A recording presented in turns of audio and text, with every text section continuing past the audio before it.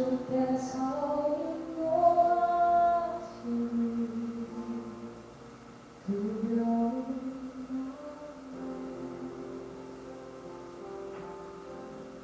또 감사해 고통이 찾아올 때에 주께서 지켜주시니 승리하리라.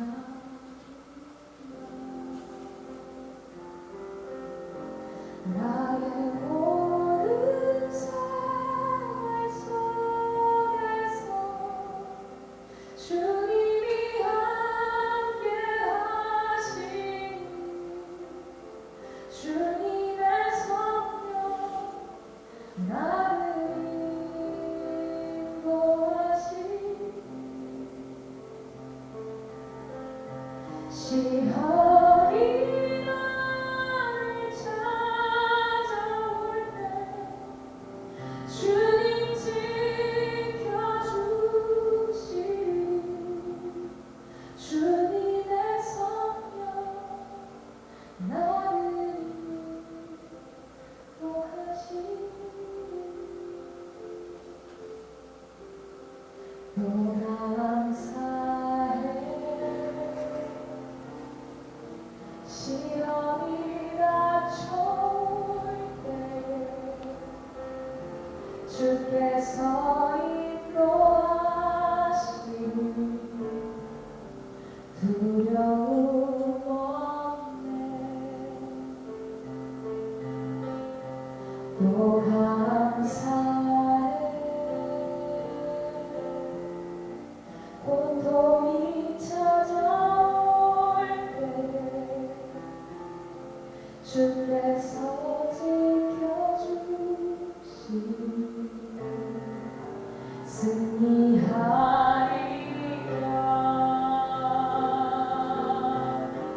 나의 모든 생활 속에서 주님이 함께 하시니 주님의 성령 나를 인도하시니 시험이 나를 찾아올 때 주님 지켜주시니 주님의 성령 나를 인도하시니 모두 감사해 실망 속에서 새로운 용기 주시는 주께 감사해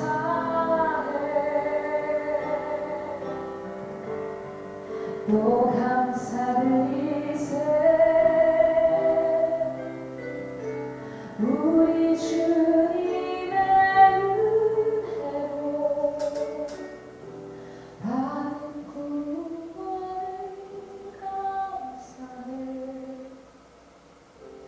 주님을 찬양해.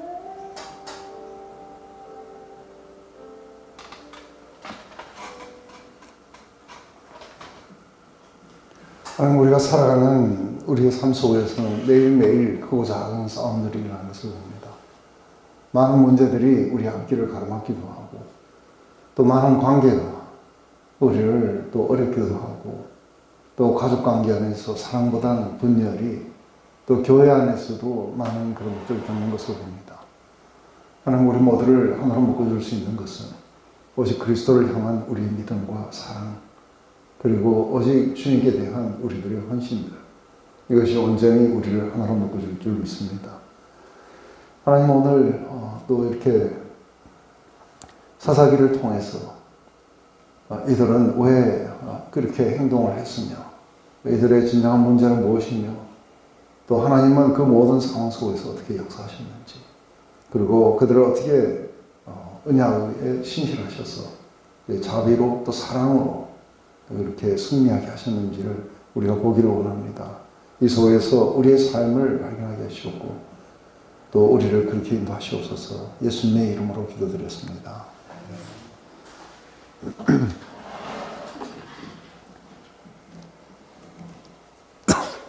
네, 이제 사사기의 그 이야기들은 왜 이 사사 시대가 있었는지, 갑자기 모세와 여호수아에 의해서 이렇게 약속의 땅 안으로 이렇게 들어온 데까지는 됐는데, 거기에도 여전히 어떤 지도자의 필요성들을 우리가 느끼게 됩니다.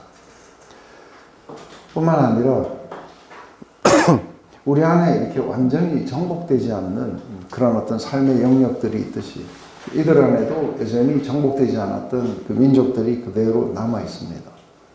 그래서 이 민족들이 이렇게 띠를 형성하고 있어서, 그래서 이렇게 위의 지파들과 아래 지파들이 이렇게 서로 잘 연합을 하지 못했던 것들을 봅니다.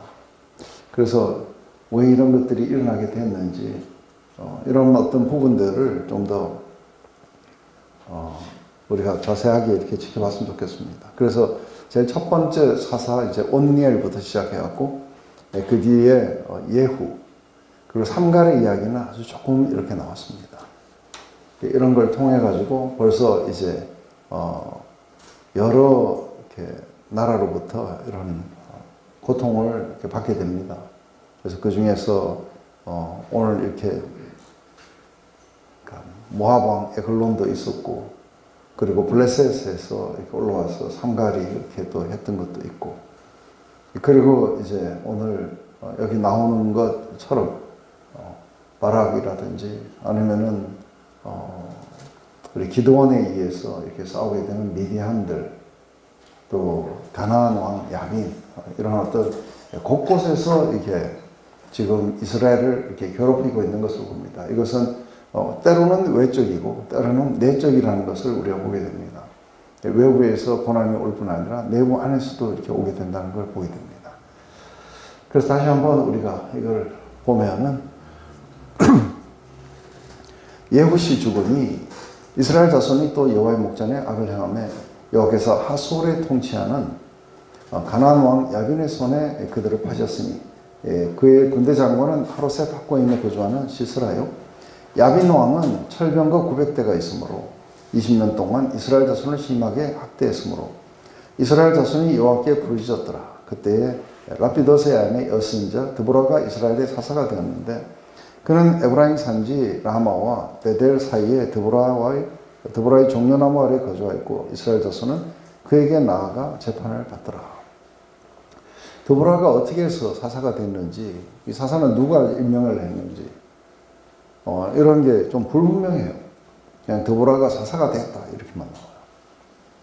그래서 이러한 부분들이 백성이 뽑았을 리는 없고, 그냥 뭔가가 드보라에게 제가 생각할 때는 약간은 그 예견의 어떤 그 은사, 이런 것들이 이렇게 주어져서 아마 사람들이 그런 거를 인정하지 시작하지 않았는가 이렇게 생각해요. 그래서 지금 이제 우리 가나안 그 하솔을 다스리는 야빈 왕, 그리고 그의 군대 장관이었던 시스라와 또 철병거 900대, 그리고 지금 드보라와 바락의 이야기, 이걸 갖다가 우리가 지도로 좀 보면은 좀 더 명확하게 이 전투가 어떻게 일어나는지를 이렇게 볼 수 있게 돼요. 지금 거의 이거는 그 좀 가나안 북쪽의 이야기예요. 이게 지금 잘 안 보이죠? 네, 희미해져가지고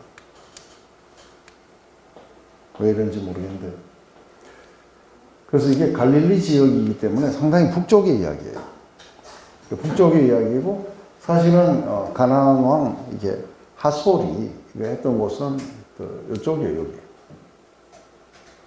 그래서 이 하솔이 하솔을 다스렸던 가나안 왕이라고 하는데, 여기에서 다스린 이 백성들이 지금 이스라엘을 갖다 20년 동안 그렇게 괴롭혔다.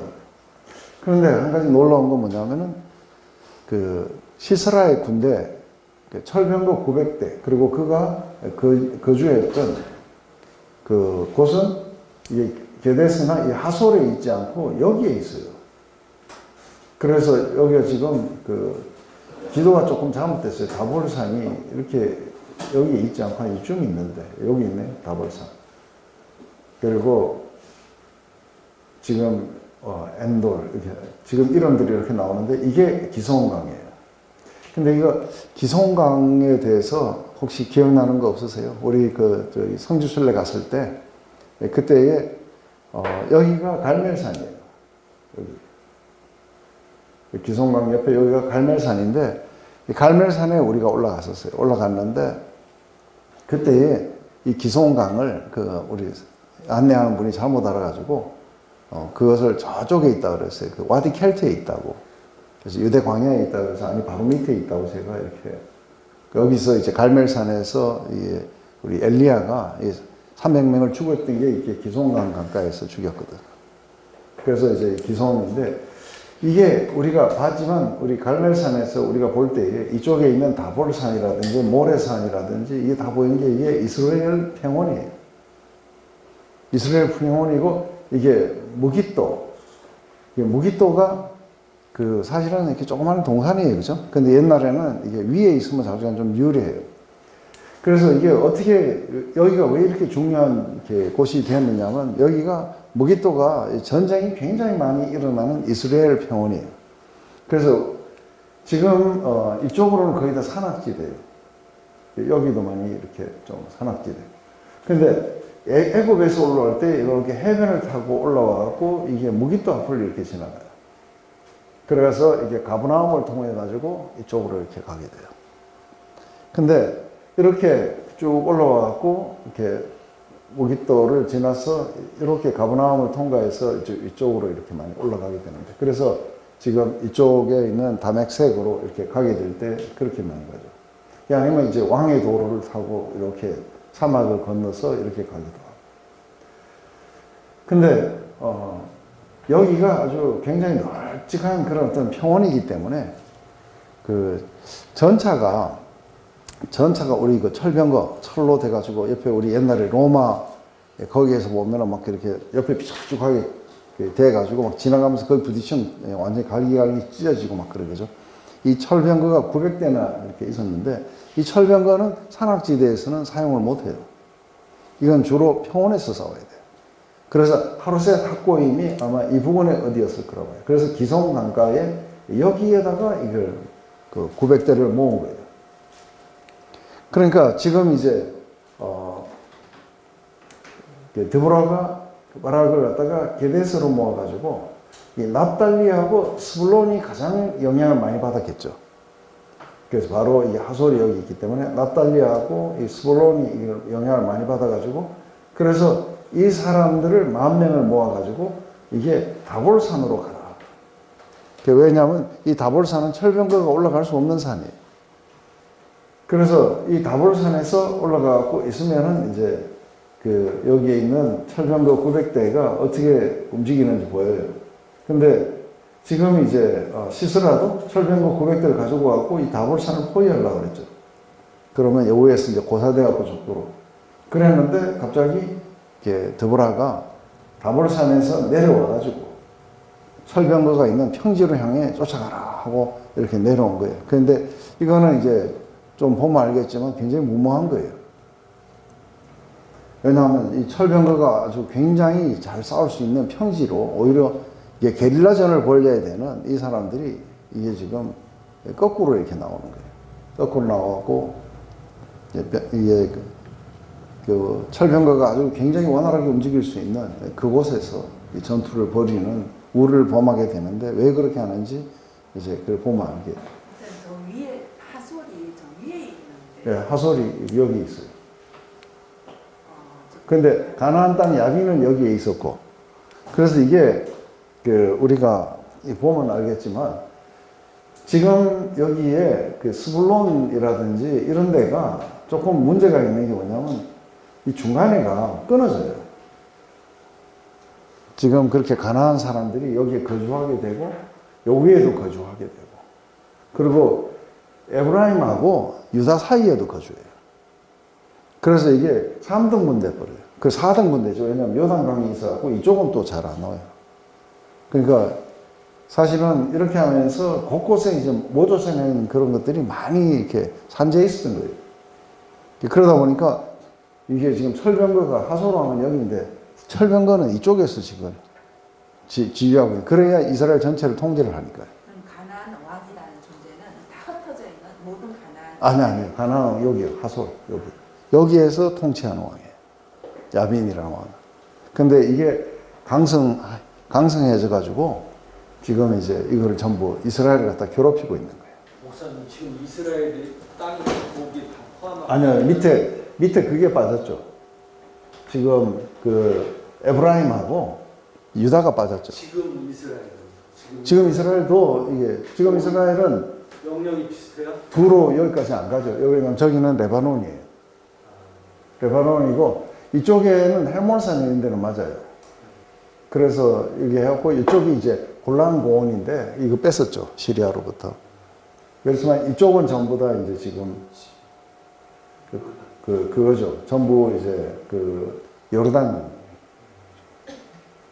그래서 여기는 지금 요르단 지역이에요. 그럼 한 일부분 왼쪽 부분만 예, 그렇죠. 왼쪽이고 요 위로는 조금 이쪽으로도 이렇게 차지했어요. 그래서 이게 여기서부터 이쪽으로는 이게 아직도 그 동쪽 문화세에 있었던 이 지역은 이제 도로 뺏어가지고 그건 시리아로부터 뺏었어요. 요게 조금 더 좀 쉽죠, 그죠? 좀 더 쉽게 이렇게 나와가지고 그래서 지금 이제 이게 무슨 뭐 아르묵강, 기송강 이러는데 이게 좀 약간 웃기는 거예요. 그래서 우리가 이 지역이 뭐냐면은 이 지역이 이렇게 평원인 그 이유는 이 기송강이 갈멜산에서 내려왔고 기송강이 된 게 아니라 기송강이 여기까지 이렇게 내려와요. 그 왜 그러냐면은 이게 와디라는 거, 우리가 와디라는 거 뭐냐면 강이 아니에요. 강이 아닌데 비가 오면은 물이 지나가는 데를 갖다가 넓은 데를 갖다가 이걸 와디라 그래요. 그래서 우리가 와디럼, 와디 켈트 이렇게 이야기하는 거는 평소에는 물이 없어요. 그러다가 비가 오면은 이게 다볼산이라든지 모래산이든지 아니면 좀 높은 지역에서 막 내려온 물들이 확 하고 지나가는 거기에 만들어진 게 이제 이게 기송강이에요. 그래서 이게 아주 굉장히 넓은 와디인데 말랐을 때는 평원처럼 되니까 그래서 그냥 거기에서 전쟁들 많이 벌어졌는데 그래서 우리 이렇게 무기또에 이렇게 우리 산에 올라갔었잖아요.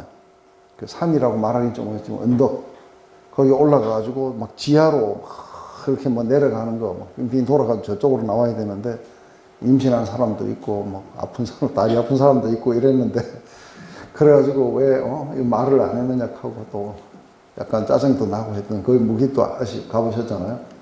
그래서 그걸 갖다가 그 무기또 산이라고 그래서 하무기또예요. 그래서 그걸 갖다가 히브리어로 하면은 이게 이제 우리 말로 나온 게 이제 아마겟돈이에요. 왜냐하면 여기에서 하도 전투를 많이 벌였기 때문에 하무기또. 자, 이제 지도 공부는 뭐 이렇게 이 정도면 충분한데 제가 뭐 충분할 거라고 보진 않아요. 남자들은 충분한데 여자들은 이상하게 아무리 가르쳐도 안 되더라고요. 왜 그런지는 잘 이해가 안 되겠어요. 우리 집사람도 제가 그렇게 많이 지도에 대해서 굉장히 설명을 했는데 결코 잘 이해를 못 하더라고요. 제일 어려운 게 지도라 그래요. 저도 모르겠어요. 어? 봐도 모르겠어? 근데 설명을 해주면 싫어요. 지하철 내려서 왼쪽으로 가서 이렇게 가라고 하면 그냥 내려서 찾으면 되지 뭘 또 그걸 일일이. 네, 그 말은 맞긴 맞아요. 이제 설명 그만하시고.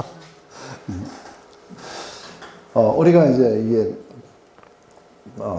한 가지 확실하게 이렇게 볼 수 있는 것은, 그러니까 참 인간들은 이렇게 세대들마다 이렇게 다 이렇게 배교로 갔다가, 그 다음에 이제 고난을 받고, 하나님의 구원을 얻고, 이런 것들이 쭉 이렇게 일어나요.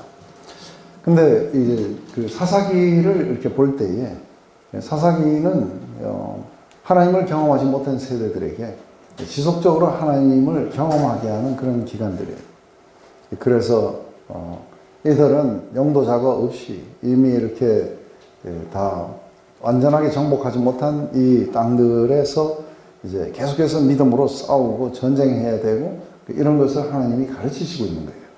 그래서 새로운 세대들이 그 전쟁을 하고 하나님을 경험하고 그리고 하나님을 경험하면 40년 동안 몇십 년 동안 이제 믿음 가운데 살면서 평안을 누리게 되고 그리고 그 세대가 지나가면 다음 세대들은 또 하나님을 경험해야 되니까 또 배교하고 또 일어나고 이런 일들이 이제 지속적으로 이렇게 일어난다고 봐요.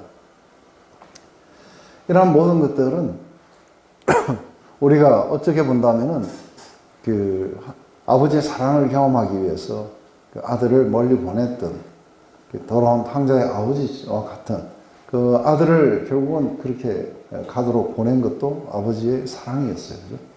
그래서 그 아들이 진정한 사랑을 경험하고 그리고 그렇게 아들이 참 아들이 되기를 이렇게 소원하는 마음이었죠. 마찬가지로 하나님도 우리가 이렇게 그 타락으로의 길을 걷고 이런 모든 것들을 하나님이 허용하시는 그 이유는 그것은 그 기쁨 속에서 하나님을 찾아서 다시 돌아올 때 그때는 그들이 마음속에 스스로가 하나님을 향해서 이렇게 찾아 들어오기 때문에 그렇습니다. 이렇게 참 그 하나님과 우리 사이에 우리는 때로는 떠나기를 원하지만 하나님은 떠나는 걸 허용할 때도 돌아올 것을 이렇게 계획하시고 우리를 그렇게 하신다는 거 봐요. 이번에는 이제 가나안 왕 야빈이에요. 야빈을 통해서 이렇게 철병거 이런 건데 나중에 이제 우리가 알게 되겠지만 그 드보라의 노래 속에 사실은 굉장히 많은 그 인포메이션들이 이렇게 들어있어요. 그 속에서 보면은 이스라엘은 무기가 없었어요. 무기도 다 빼앗겼어요. 그리고 굉장히 심각한 상황 속에 이렇게 놓여 있었다는 것을 보게 돼요. 근데 이때에 이 드보라가 일어나 가지고 그렇게 이스라엘을 갖다가 다스리고 또 한 여인이 일어나서 이렇게 믿음을 가지고 이렇게 바락을 갖다가 세워가는 이런 과정들도 이렇게 보게 됩니다. 그래서 드보라가 사람을 보내요. 아비노함의 아들 바락을 납달리 게데스로 불러다가 그에게 이르되 이스라엘 하나님 여호와께서 이같이 명령하지 아니하셨느냐. 너는 납달리 자손과 스불론 자손 10,000명을 거느리고 다볼산으로 가라. 내가 야벤의 군대 장관 시스라와 그 병거들과 그의 무리를 기성강으로 이끌어 내게 이르게 하고 그를 내 손에 넘겨주리라 하셨느니라. 지금 이제 하나님이 이게 하나님의 이제 작전 지시예요. 그죠? 작전 지시는 다볼산으로 10,000명을 데리고 올라가면 철병거들을 이제 전부 평원에 있는 기송 강가에 전부 다 이렇게 모으겠다. 왜 그렇게 모으셨는가? 이제 그 이유가 드보라의 노래에 나오는 거예요. 하나님은 지금 이 사람들은 이게 무기가 빈번하게 없어요. 근데 맨손으로 철병거 900대를 싸워야 돼요. 비록 이게 이 사람들이 10,000명이나 되지만. 그래서 다볼산으로 이렇게 올라가게 되면은 이 다볼산에서 이제 조금 높은 곳이기 때문에 이렇게 유리할 거라 생각하는데 사실은 왜 다볼산으로 올라가는지는 잘 몰라요. 아마 시스라의 철병거를 모으기 위해서 아마 그렇게 했을 거라고 보는 거죠. 바락이 그에게 이르되 만일 당신이 나와 함께 가면 내가 가려니와 만일 당신이 나와 함께 가지 아니하면 나도 가지 않으겠노라 하니 이르되 내가 반드시 너와 함께 가리라. 그러나 내가 이번에 가는 길에는 영광을 얻지 못하리니 이는 여호와께서 시스라를 여인의 손에 파실 것임이니라 하고 드보라가 일어나 바락과 함께 게데스로 가니라. 바락이 스불론과 납달리를 게데스로 부르니 10,000명이 그를 따라 올라가고 드보라도 그와 함께 올라가니라. 여기서 보면은 좀 약간 잘 이해가 되지 않는 그런 부분들은 있긴 있습니다. 하지만 어쨌든 여기서 굉장히 중요한 것은 이 바락이 믿음이 별로 없었다는 거예요. 그래서 지금 바락에게 넌 일어나서 납달리와 그리고 스불론 사람들 10,000명을 이끌고 다볼산에 올라가서 전투를 준비하라 했을 때 바락은 그렇게 큰 믿음이 없었어요. 그래서 누구를 의지했냐면 드보라를 의지하는 거예요. 그래서 아마 드보라가 그런 어떤 제가 예지의 은사라든지 뭔가 이런 게 있어서 이렇게 지금 하나님이 이렇게 하는 작전 지시도 받고 뭐 이랬을 거라고 하는 거죠. 그러니까 자기 혼자 가는 게 아니라 드보라가 와서 계속해서 하나님의 그 작전 지시를 자기에게 이렇게 내려주고 이러면 가지, 그렇지 않으면 자기는 못 가겠다 하고 이제 믿음 모습을 좀 드러내요. 그래서 그랬는지 어쩐지 모르지만 이번에 네가 전쟁에서 이겨도 네가 영광을 얻지 못할 거다. 오히려 한 여인이 그 영광을 차지하게 될 거다 하고 이제 나도 분명히 너와 함께 가겠다 하고 이렇게 이제 가게 됩니다. 그래서 그 제일 먼저 저 위에 있는 게데스로 모아가지고 다시 이제 내려왔고 이 다볼산으로 올라갑니다. 여호와께서 이같이 명령하지 않았느냐 하는 거는 이거는 뭐 두 가지로 볼 수 있어요. 이전에 바락에게 이렇게 여호와께서 말씀하셨는데 바락이 주저했든지 그러면은 이미 말씀하시지 않았느냐 하고 이렇게 할 수 있는데 제가 볼 때는 이게 수사법인 것 같아요. 그 어떤 확실성을 나타내기 위해서 이미 말씀하셨다 하고 이제 이렇게 하는 걸 갖다가 이렇게 rhetorical question이라고 그러죠, 그죠? rhetorical은 수사법으로 이렇게 질문처럼 이렇게 하는 거예요. 그래서 혼자만이 자신 없었던 우리 바락과 함께 이게 지금 올라가고 있습니다. 근데 지금 여기에서 아주 이렇게 분명하지 않는 것. 근데 여기서 이제 한 가지 그 했는 부분은 모세의 장인, 그 장인이 이게 개인 사람, 원래 미디안 사람이에요. 그래서 이게 개인 사람인데 그때에 모세 장인이 출애굽 때 같이 왔다가 장인은 돌아가고 그리고 아마 그 친척들이 좀 남아가지고 어떻게 여기까지 왔던 것 같아요. 근데 이 개인 사람의 이게 헤벨일은 이게 야엘의 남편이에요. 근데 이 헤벨이 그 가나안 왕과 이렇게 굉장히 이렇게 친했어요. 그래서 게데스에 가까운 사나님 상수리 나무 곁에 이르러 장막을 쳤더라. 아비노함의 아들 바락이 다볼산에 오른 것을 사람들이 시스라에게 알림해 시스라가 모든 병거 곧 철병거 900대와 자기와 함께 있는 모든 백성을 하루셋 학고임으로부터 기송강으로 모은지라. 드보라가 바락이 이르되 일어나라. 이는 여호와께서 시스라를 내 손에 넘겨주시는 날이라. 여호와께서 너희 앞에서 나가지 아니하느냐 하는지라. 이에 바락이 10,000명을 거느리고 다볼산에서 내려가니 여호와께서 바락 앞에서 시스라와 그 모든 병거와 그 온 군대를 칼날로 혼란에 빠뜨리게 하시니 시스라가 병거에서 내려 걸어서 도망한지라. 바락이 그의 병거들과 군대를 추격하여 하루셋 학고임에 이르니 시스라가 온 군대가 다 칼에 엎드러졌고 한 사람도 남은 자가 없더라. 지금 이제 이렇게 해서 위에는 지금 하벨이 왜 그 부관에 살았는지를 해놓고 나중에 이제 시스라가 도망가다가 하벨의 헤벨의 그 아내 야엘의 손에 이렇게 죽게 돼요. 근데 여기에서 이제 그 다볼산으로 전부 모았던 그 이유는 이 다볼산을 치기 위해서 이렇게 하루셋 학고임에서부터 전부 전차 900대를 전부 기송강가에 모은 거예요. 그러자 기송강가에 모이자 갑자기 드보라가 하나님이 이제 승리를 주신다. 빨리 내려가라 하고 여호와께서 너 앞에 먼저 가실 것이다 하고 이야기를 해요. 이게 이제 전투에서는 잘 이해가 안 되는 무기도 변변치 않았던 이 백성들이 어떻게 그 전차와 맞서려고 이렇게 평지로 내려갔는지 했는데 나중에 드보라의 노래 속에서 보면은 비가 와가지고 여기를 덮어버리는 거예요. 그러니까 이게 비가 와가지고 이게 질퍽해지면은 누가 제일 잘 힘을 못 쓰는 게 뭐냐면 이게 전차예요. 그래서 전차가 빠져갖고 이게 움직이지 못하니까 전차에서 내려서 걸어서 도망간 거예요. 그러니까 전차가 900대가 완전히 다 갇힌 거예요. 그렇게 이제 했는데 이게 이제 하나님이 위에서 별들이 이들과 싸웠다 하고 이제 하늘에서 구름도 물을 내리고 뭐 어쩌고 하는 이야기들이 나와요. 그래서 기송강가로 모은 이유가 이제 그 전차를 무력화시키기 위해서 하는 하나님의 그런 부분이었을 거라고 봐요. 그러면서 이 싸움에서 옆에서 독려를 해줘요, 그죠? 막 격려를 해주면서 하는 이야기가 여호와께서 먼저 너희 앞에 앞서 나가지 아니하냐 하고 그렇게 독려를 해주고 바락은 굉장한 믿음으로 싸웠어요. 사실은 비가 오기 시작해갖고 막 물에 질퍽해진 상태에서 내려갔으면 좀 이해가 되는데 그냥 내려가다가 보니까 비가 오게 되고 전차가 물에 갇히게 되고 이렇게 됐다는 것은 바락의 어떤 굉장한 믿음이겠죠. 그래서 여자 치마 꽁무니 붙잡고 싸우려고 했다가 갑자기 굉장한 믿음의 영웅으로 히브리서 11장에 보면 바락의 이름이 거기에 나와요. 그러니까 이 파트에서는 굉장한 그래서 여기는 정확하게 뭐 하나님이 막 비를 내리셔갖고 했다 이 말은 또 안 나와요. 그래서 그냥 그의 모든 병거와 그의 온 군대를 칼날로 혼란에 빠뜨려 갖고 시스라는 병거에서 내려서 걸어서 도망을 갔다. 그래서 이제 남은 자가 없었다. 그래서 이제 이들을 갖다가 이제 추격해가지고 이게 죽여야 되는 그 이야기들이 나오게 되죠.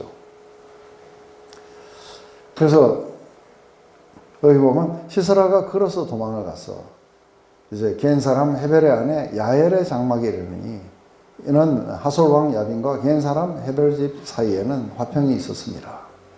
그래서 야엘이 나가 시스라를 영접하여 그에게 말하되 나의 주여 들어오소서 내게 들어오시고 두려워 마소서 하매 그가 장막에 들어가니 야엘이 이불로 그를 덮으니라.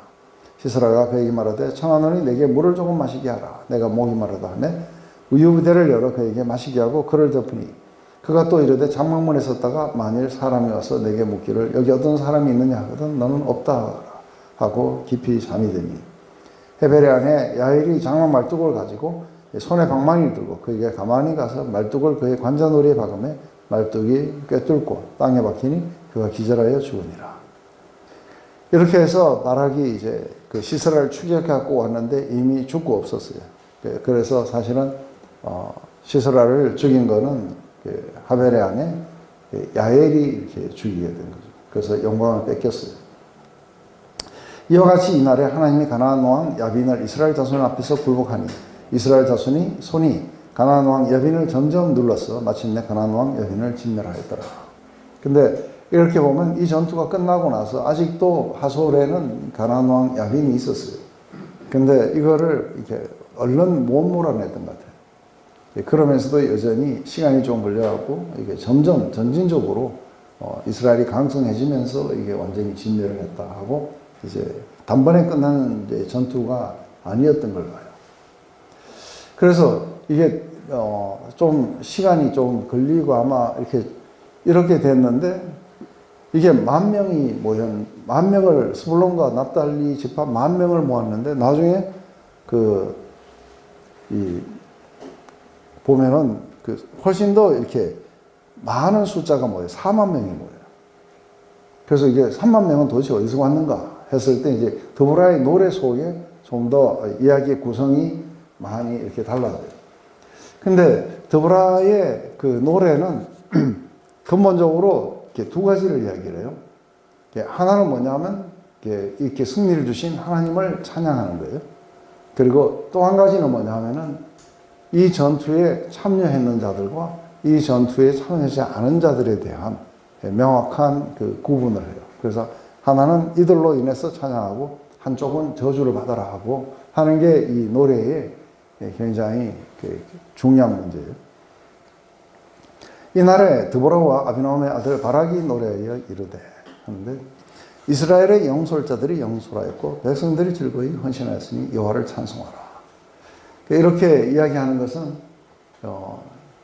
그러니까 리더들이 일어나서 그렇게 싸우겠다고 나왔고 이들은 다 자원했던 사람들이에요. 근데 이렇게 자원해서 나왔던 사람들 중에 이제 그 백성들이 또 이 리더들을 따라서 즐거이 헌신했고 그리고 하나님은 바로 이들을 사용하셔서 승리를 주셨다 하는 그 이야기예요. 여기에 보면 이제 어떻게 싸웠는지가 나와요. 여호와께서 주께서 셀부터 나오고 에돔으로부터 진행하실 때 땅이 진동하고 하늘이 물을 내리고 구름도 물을 내렸나이다. 산들이 여호와 앞에서 진동하니 저 신의 산도 이스라엘 하나님 여호와 앞에서 진동하였도다. 아나스의 아들 삼갈의 날에 또 야의 날에 대루가 비었고 길의 행인들이 오솔길로 다녔도다. 이스라엘 말에는 사람이 그쳤으니 나 드보라가 일어나 이스라엘의 어머니가 떼기까지 그쳤도다. 제일 먼저 이제 하나님이 마치 에돔, 세일 같은 이야기예요. 똑같은 곳에서 이렇게 와서 마치 이렇게 그 위에다가 하늘에서 막 물을 퍼부었듯이 이렇게 이야기를 하는 거죠. 근데 그때 당시에 이렇게 이스라엘의 상황은, 데보라가 일어나서 이렇게 싸우기까지 상황은 어땠냐면은 대로가 비었고 행인들은 길에서 오솔길로 다녔고, 그래서 이게 두려워가지고 대로에 사람들이 있을 수가 없고, 그리고 아주 오솔길이나 아니면은 그 마을에는 사람들이 그렇게 별로 없었다는 거예요. 다 숨어서 다니고. 이게 데보라가 일어나서 그렇게 이 전쟁을 하기까지 그랬다는 것이죠. 그래서 무리가 새 신들을 선택하였으므로 그때 전쟁이 성문에 일었으나 이스라엘 4만 명 중에 방패와 창이 보였던가 하는데 갑자기 10,000명이 아니라 4만 명으로 꾸려요. 그런데 이들에게는 방패나 창이 없었다는 거예요. 내 마음이 이스라엘을 방백으로 삼아보면 그들이 백성 중에서 즐거이 헌신하였습니다. 맨손으로 이 사람들이, 방백들이라는 건 지도자들이에요. 그죠? 그 지도자들을 사모하게 되는 것은 그렇게 변변치 못한 무기로 여호와의 이 전투에 기꺼이 참여하고 백성들도 기꺼이 그렇게 헌신했다는 거죠. 그러면서 여호와를 찬송하라. 흰나귀 탄 자들, 양탄자에 앉은 자들, 길에 행하는 자들아 전파할지어다. 활 쏘는 자들의 소리로부터 멀리 떨어진 물 깃는 곳에서도 여호와의 공의로운 일을 전하라. 바로 이렇게 즐거이 헌신한 사람들을 통해 갖고 하나님이 주신 그 승리를 아주 활 쏘고 뭐하는 전쟁에서 하는 게 아니라 저 멀리 떨어진 아낙네들에게까지 전해야 된다. 이스라엘에서 마을 사람들을 위한 의로운 일을 노래하라 하고, 이제 이렇게 하나님이 이 즐겁게 헌신하는 백성들을 통해서 행하신 일들을 노래하라 그러면서 드보라도 노래하라고 하고 바락도 노래하라 그래요.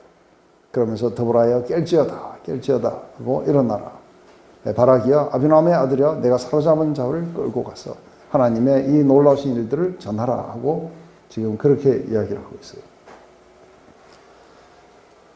이게 이제 상당히 중요한 이스라엘의 그러한 리더십들, 그 다음에 즐겁게 헌신한 백성들, 이 사람들 위에 함께 이 사람들을 통해서 역사하셨던 하나님의 그런 놀라우신 역사, 이러한 것들은 굉장히 아주 이렇게 방패와 창도 없는 이 백성들이 철병거 900대를 향해 갖고 과감하게 돌진할 수 있던 믿음의 전투들, 이것을 위해서 기꺼이 4만 명이 모여가지고 그렇게 그 강한 그 가나안을 향해 갖고 이렇게 대항했던 이야기들, 이러한 모든 것들을 이렇게 큰 승리, 이것을 이렇게 전하라고 이야기하는 거예요. 근데 이제 여기에서부터 조금씩 이제 그 문제가 되는 건, 이게 참여했던 지파가 있고 참여하지 않았던 지파가 있는데, 놀랍게도 여기에 보면은 참여했던 지파들은 거의 다 북쪽이에요. 남쪽에 있는 유다나 아니면은 그 시몬, 여기에 대해서는 그 별 말이 이렇게 없어요.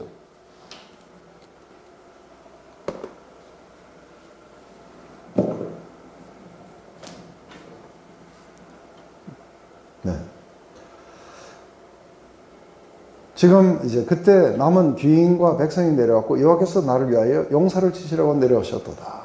지금 하나님이 어떻게 이렇게 이 땅에 내려오셔서 이걸 하셨냐면 바로 이 자원하는 심령들을 통해서 하나님이 이 땅에 내려오셔서 그렇게 한 것처럼 이렇게 해요. 근데 여기에서 보면 이제 에브라임이라든지 또 아니면은 그 스불론, 그 다음에 납달리, 이사갈, 그 다음에 그 이런 어떤 여러 이렇게 지파들은 다 한 거예요. 그래서 제일 먼저 에브라임, 그 다음에 마길, 이거는 뭐냐면 마길은 그러니까 므낫세의 이게 장남이에요.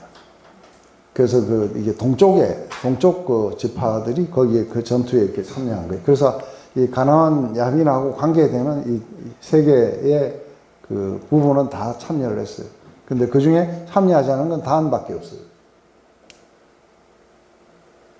그리고 스불론, 그 다음에 이사갈, 이렇게 해서 내가 근데 지금 이제 참여하지 않은 지파가 뭐냐면 루벤이 참여 안 했다고 그래요. 그리고 길앗도 참여 안 했고, 그리고 아셀도, 단도 이렇게 참여 안 했어요. 그래서 지금 참여 안 하지 않은 건 4개. 그러니까 우리 르우벤, 그 다음에 길르앗. 길르앗은 이렇게 어떤 지파라기보다는 우리가 요단 동편 쪽이 있기 때문에 요단 동편에는 이게 갓 지파가 이렇게 차지하고 있었는데 그 길르앗에서도 사람들이 오지 않았다 하고 이렇게 이야기하는 거죠. 그러면서 르우벤, 갓, 그 다음에 또 어디예요?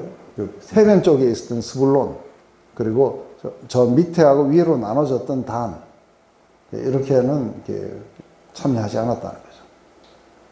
그러면서 그 중에서 가장 이렇게 헌신이 아주 컸던 지파 2개가 스불론과 납달리였다는 거죠.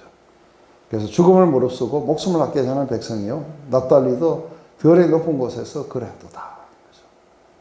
그러면서 이 전투가 어떻게 일어나느냐면, 왕들이 와서 싸울 때 가나안 왕들이 무깃도 물가 다낙에서 싸웠으나 은을 탈취 못하였도다. 별들이 하늘로부터 싸우되 그들이 다니는 길에 시스라와 싸웠도다. 기송강은 그 무리를 표류시켰으니 이 기송강은 옛강이라. 내 영혼아 내가 힘 있는 자를 밟았도다. 그때 군마가 빨리 달리니 말굽 소리가 땅을 진동하였도다.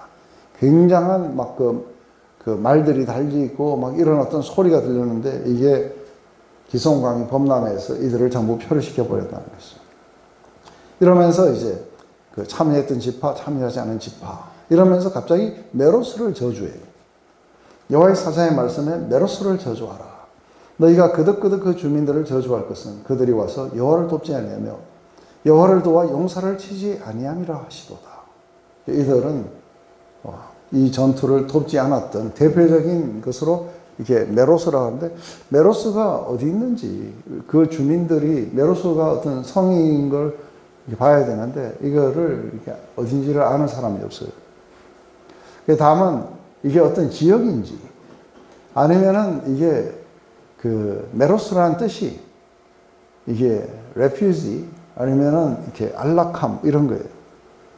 그래서 그냥 이렇게 안락하게 지내는 이 사람들, 그래서 이 전투를 참여하지도 않고 반대했던 이 사람들을 저주하라 그래요.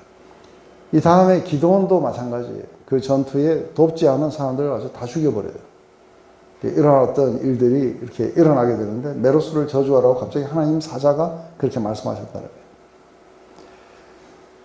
그러면서 이제 이 메로스는 이스라엘 백성이었는데도 불구하고 이 전투를 참여하지 않는데, 이방인이었는데 이 전투에 참여했던 야엘이 있었던 거예요. 이 2개를 이렇게 극명하게 되었고, 야엘은 그 다른 모든 여인들보다 복을 받을 것이니 하고 이렇게 시스라를 이렇게 죽였다는 거죠. 그래서 이 전투에 결정적인 공헌을 세운 게 바로 야엘이었다. 그래서 이방인 중에서 그런 사람, 그리고 이스라엘 중에서 아주 돕지 않았던 사람, 이 2개를 이렇게 하는 거죠. 그러면서 이제 이 시스라의 어머니 이야기를 해요.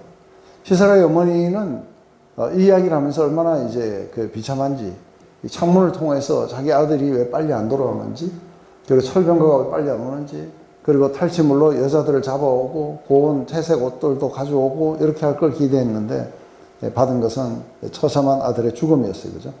그러면서 여호와여, 주의 원수들은 다 이와 같이 망하게 하시고 또 주를 사랑하는 자들은 해가 힘있게 도는 것 같게 하옵소서. 원수들은 망하고 주를 사랑하는 자들 이렇게 힘있게 해가 도는 것 같게 하소서. 이게 이제 그 굉장히 이렇게 중요한 그 이야기들로 이야기해요. 우리가 이게 뭐 옛날에 일어났던 그걸로 치면은 이게 별거 아닌데, 여기에 해당됐던 원리는 오늘날도 똑같아요. 사도 바울은 그렇게 이야기해요. 우리가 이제 둘 중에 하나예요. 예수님을 사랑하든지 아니면 예수님을 미워하든지. 이 둘 중에 하나지, 이렇게 신앙에서는 중간지대가 없다는 거예요. 그래서 사도 바울은 고린도서 16장 마지막에, 제일 마지막 절이 뭐예요? 우리 주 예수 그리스도를 사랑하지 않는 자, 저주를 받을 것이다. 그렇게 이야기를 한 것은, 그것은 하나님을 사랑하지 않게 되면은 어디로 가게 되냐면 바로 인간의 자구책들을 이렇게 하게 될 것이고 자기의 안전을 위해서 아무것도 안 움직일 거라는 것이죠. 근데 우리가 이제 이거를 뭐 저주가 뭐다 이런 것들을 이렇게 하기 전에 예수님이 하신 말씀을 우리가 봐요. 예수님이 하신 이 말씀은 뭐냐면 누가복음 19장에 나오는 이야기예요. 그 19장은 우리 제일 먼저 삭개오를 갖다가 만난 이야기로 끝나요. 이 땅에 그렇게 잃어버린 영혼을 찾으러 오셨다 하면서 곧바로 이야기를 하시는 거예요. 그 이야기는 지금 이야기의 상당히 이렇게 중요한 부분은 뭐냐면 그렇게 떠나가실 때에 그러니까 이제 예수님이 왕됨을 원치 않았던 사람들은 이게 다 유대인들이에요. 그런데 예수님이 이렇게 떠나가시면서 그러면서 문화를 나눠주신 거예요. 그래서 한 문화, 5문화, 10문화를 나눠주신 거예요. 근데 이 스토리 우리가 다 알듯이 10문화를 가지고 이렇게 10개를 또 남긴 사람이 있어요. 장사를 해가지고. 그래서 착하고 충성된 종아하고 그 10문화를 이렇게 네가 가져라. 5문화를 가진 사람도 5문화를 남겨갖고 똑같은 그렇게 이야기를 해주세요. 근데 한 문화를 가진 사람은 아무것도 하지 않은 채 그냥 보따리에다가 싸가지고 장롱 속에다 넣어뒀다는 거죠. 그랬을 때 예수님이 그거를 뺏어갖고 10문화를 남긴 사람에게 주라. 이게 이제 우리의 믿음 생활이라든지 하나님 나라, 우리 안에 있는 하나님 나라는 이게 커져가든지 아니면 사라져가든지 둘 중에 하나예요. 하나님 나라는 저요시 많은 믿음이 이런 것들이 떨어져가지고 이게 자라가는 나라예요. 그래서 마침내 모든 새들과 이런 것들이 다 깃드는 그런 대로 하나님 나라가 이렇게 자기 안에서 자라가야 돼요. 근데 이렇게 하나님 나라, 우리가 포커스해야 되는 그 하나님 나라가 온전히 우리에게 임하기를 이렇게 기도하라고 주기도문에 그렇게 이야기를 해주세요. 근데 이렇게 하는 것을 안 하는 사람들이 있는 거예요. 하나님 나라가 가까이 오는 걸 원치도 않고. 그러면서 우리가 마땅히 이렇게 싸워야 되는 이 싸움들도 하지 않은 채 그러면서 물러나가지고 이방인처럼 행동하는 사람들이 이렇게 있을 거라는 것이죠. 그랬을 때에 이 사람은 한 문화를 받은 사람은 그러니까 다른 하고는 달라요. 예수님의 왕됨을 원치 않았던 사람들은 따로 있어요. 그 사람들은 다 죽었어요. 그런데 한 문화를 가진 사람은 그 문화를 빼앗겨 버려요. 그래서 무릇 있는 자는 받아서 더 받게 되고 없는 자는 있는 것도 빼앗기게 될 것이라고 말씀하시는 거죠. 그래서 하나님 나라는 이게 전진을 하든지 아니면 후퇴하든지 이 둘 중에 하나로. 그래서 궁극적으로 이렇게 메로스를 저주하라는 것은 이들은 이제 하나님 백성으로서부터 이렇게 빼앗기게 되는 이러한 것들을 이렇게 말씀하시는 거죠.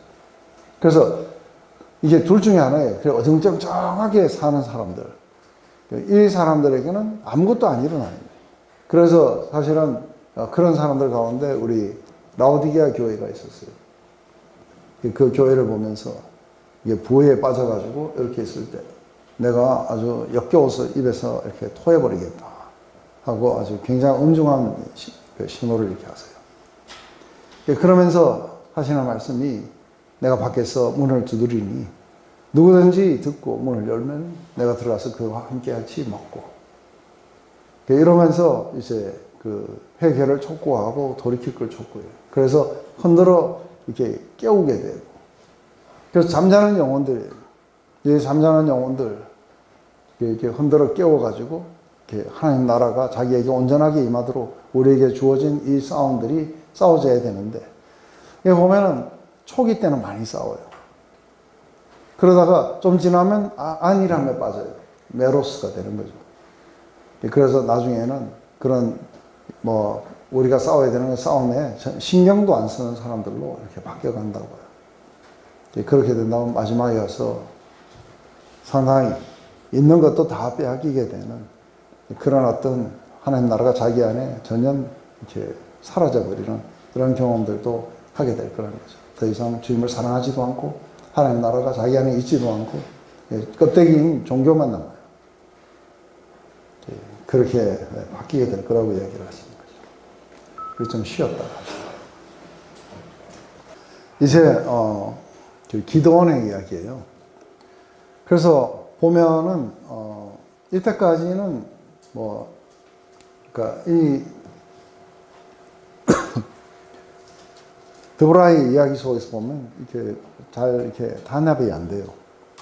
이스라엘 백성들이 하나로 잘 단합이 안 되는 거죠. 근데 왜 이 사람들이 이렇게 단합이 잘 안 됐을까? 했을 때, 우리가 이제 이런 걸 보는 거예요.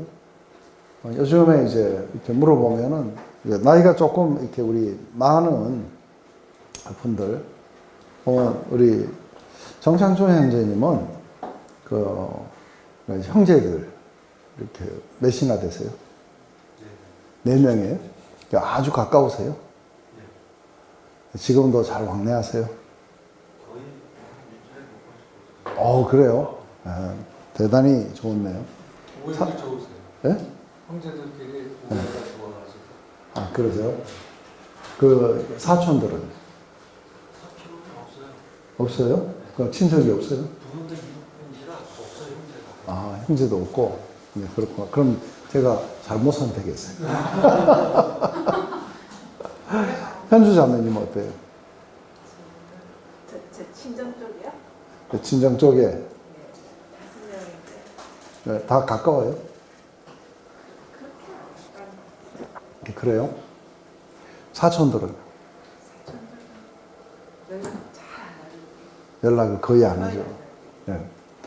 지금 이렇게 아주 직계 가족이었던 형제들, 그리고 조금 더 범위를 넘어서 사촌들까지 가가지고 시간이 지나버리면은 사실은 거의 이제 형제까지는 아니지만 사촌들은 거의 남남으로 돌아서는 경우가 거의 대부분이에요.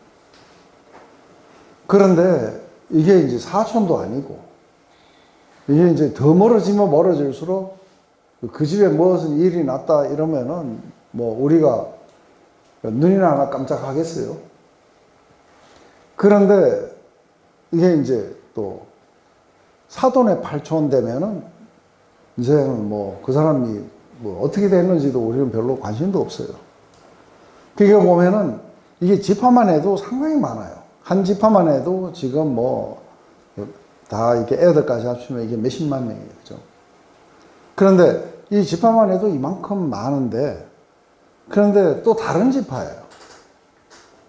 그러면 이게 내려올 때 벌써 이미 한참을 멀어져 간 거예요. 그죠? 그런데다가 또 다른 데 살아요.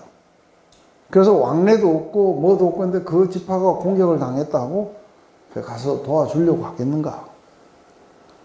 근데 이제 또 거리가 이렇게 돼갖고 이민 가버려요. 이민 가버리면 이제 더 빠이빠이 이제 완전 남남이에요. 그러니까 이게 누군가가 이렇게 공격해 올 때에 이 사람들은 별로 이렇게 큰 관심을 안 보일 수가 있어요. 그런데 이스라엘이 아직 국가로 서지는 못했어요. 지금 들어와가지고 왕도 없고 아무것도 없어요. 그냥 노예로 살다가 와가지고 이 사람들은 지금 여기에 들어와서 사는 거예요. 근데 거기에 이제 함께 섞여 사는 거예요. 그러면 이 사람들이 하나로 뭉칠 수 있는, 그래서 우리가 형제다 하고 뭉칠 수 있는 유일한 게 뭐예요? 그렇죠. 멋지다. 뭐라고 그랬어요? 신앙. 하나님에 대한 신앙이 이게 갑자기 뭘로 바뀌냐면 브라더 앤드 시스터로 다 바뀌는 거예요. 맞아요? 하나님에 대한 이게 굉장한 게, 제가 아주 남미의 외딴 곳에 가가지고 거기에서 마침 제 앞에서 밥을 먹으면서 이야기했는 자매가 코스타리카에서 왔는데 이야기를 하는데 이 자매가 이 그리스도를 사랑하고 증거하는 거예요. 제가 어떻게 느꼈겠어요? 시스템 거예요. 그래서 우리가 함께 같이 그 이야기를 나누고 마지막에 눈물 글썽이면서 부둥켜 안으면서 잘 가라고 하면서 그 나라에서 보자 하고, 이게 신앙이 이 백성들을 하나로 뭉쳐준 거예요. 그래서 이들은 신정국가예요. 그래서 시내산에서 언약을 맺고 한 백성으로서 이 정체성을 가지게 되는 거예요. 그런데 이 사람들의 신앙이 희미해져 버리면 어떻게 돼요? 정체성이 사라져 버려요. 그 남남들로 다 바뀌어 버리는 거예요. 그러니까 이게 돕는 자가 있고 안 돕는 자가 있고 거꾸로 역적질을 하는 놈도 있고 이게 이제 막 바뀌게 되는 이유가 이제 그런 거예요. 신앙이 무너지면서 다 무너지게 되는 거죠. 지금 이제 이 이야기 속에서는 좀 더 페인풀하게 그게 나와요. 그 기드온의 이야기 속에서는 좀 더 이렇게 페인풀하게 그 이야기들이 이제 흘러나오고 있는데, 제일 먼저는 기드온의 어떤 승리예요. 그래서 우리가 기드온의 승리 하는데, 이제 이스라엘 자손이 또 여호와의 목전에서 악을 행하였으므로 여호와께서 7년 동안 그들을 미디안 손에 넘겨주셨다. 그래서 이 미디안은 전략이 어땠느냐 하면은 막 쳐들어와갖고 이들을 지배하지 않았어요. 미디안은 어떤 식으로 해가지고 괴롭혔냐면, 제가 요번에 그 성지순례 가가지고 하나 배운 거예요. 야, 별 방법도 다 있구나. 그런데 보면은 아무것도 없는 그런 맨 땅 같은데, 근데 좀 높은 곳에 그런데 거주하는 족속들이 있는 거예요. 그러면 제가 생각할 때는 이 맨 땅에 황무지 같은 데서 이들은 어떻게 살아갈까? 그래서 뭐 먹고 사는가? 그랬더니 가만 보니까 이들은 칼 연습을 하는 거예요. 전쟁 연습을 해가지고 밑에서 다 곡식을 자라놓으면 가서 배 갖고 오는 거예요. 동물들을 다 키워놓으면 가서 와서 잡아갖고 그냥 먹으면 돼요. 남의 것을 갖다가 뺏어갖고 이렇게 하는 게 있어요. 뻐꾸기 아시죠? 뻐꾸기처럼 남의 둥지, 개개비 둥지에다가 알 놔가지고, 그래가지고 자기는 떠나버리고, 개개비는 자기 알 다 잃고, 뻐꾸기를 갖다가 키워가지고 결국은 이렇게 날려보내. 사는 방식이 여러 가지인 거예요. 미디안이 했는 게 이제 그런 거예요. 그래서 가서 이게 뭔가 다 잘하면은 다 배워오는 거예요. 그리고 누가 추수했다 소리만 들으면 가서 다 가지고 가버리는 거예요. 이게 이제 미디안의 전략이었어요. 근데 미디안이 가나안 족속이에요. 모세 처갓집이잖아요. 그렇죠. 그쪽인데, 그리고 워낙에 이제 미디안이 넓게 퍼져 있으니까.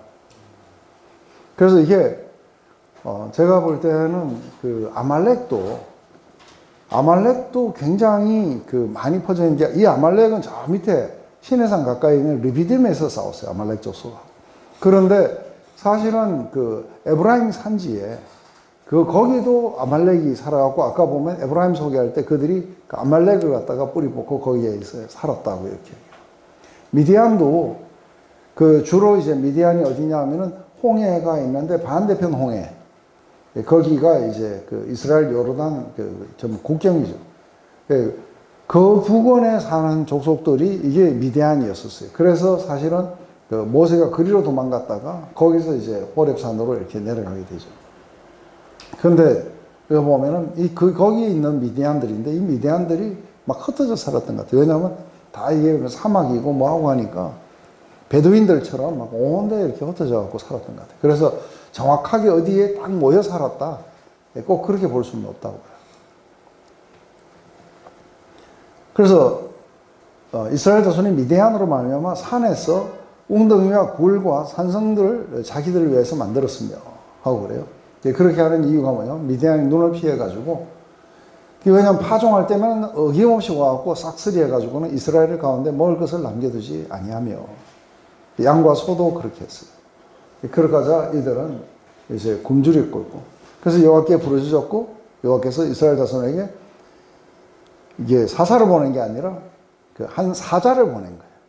사자를 보내가지고 왜 너희들이 그렇게 됐는지, 그것은 이렇게 애굽에서 인도해 내가지고 너희와 이런 언약을 맺었는데, 그런데 왜 내 목소리를 청종하지 않았느냐. 그래서 청종하지 않고 이 땅의 거민들과 그렇게 함께 같이 서로 언약을 맺고 그렇게 했느냐. 그래서 내 목소리를 왜 듣지 않았느냐 하고 이걸 이제 질책해요.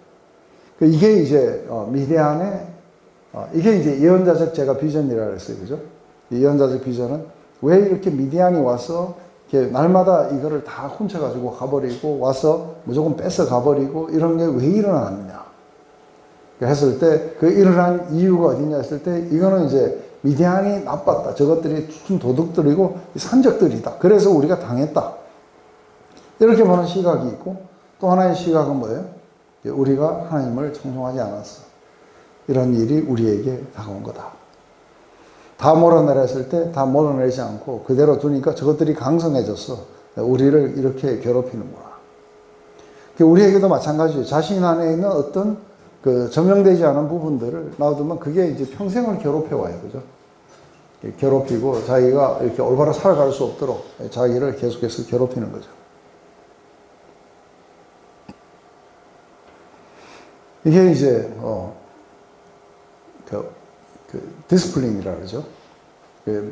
히브리서에서는 징계라고 해요. 사랑하는 아들을 징계해서 그래서 다시 한번 이렇게 돌이키게 만들겠다 하는 것이 이제 그 이유죠. 그래서 여호와께 부르짖었다는 건 마침내 하나님을 기억하고 돌아섰고 선지자를 보내서 너희들이 그 고통당하는 이유가 뭔지 이게 이제 밝혀진 거예요. 이러면서 이제 하나님은 이제 구원을 하시겠다고 하시는 거죠. 그런데 이때에 제일 먼저 기드온을 선택해요. 그래서 므낫세의 지파의 기드온을 선택해요.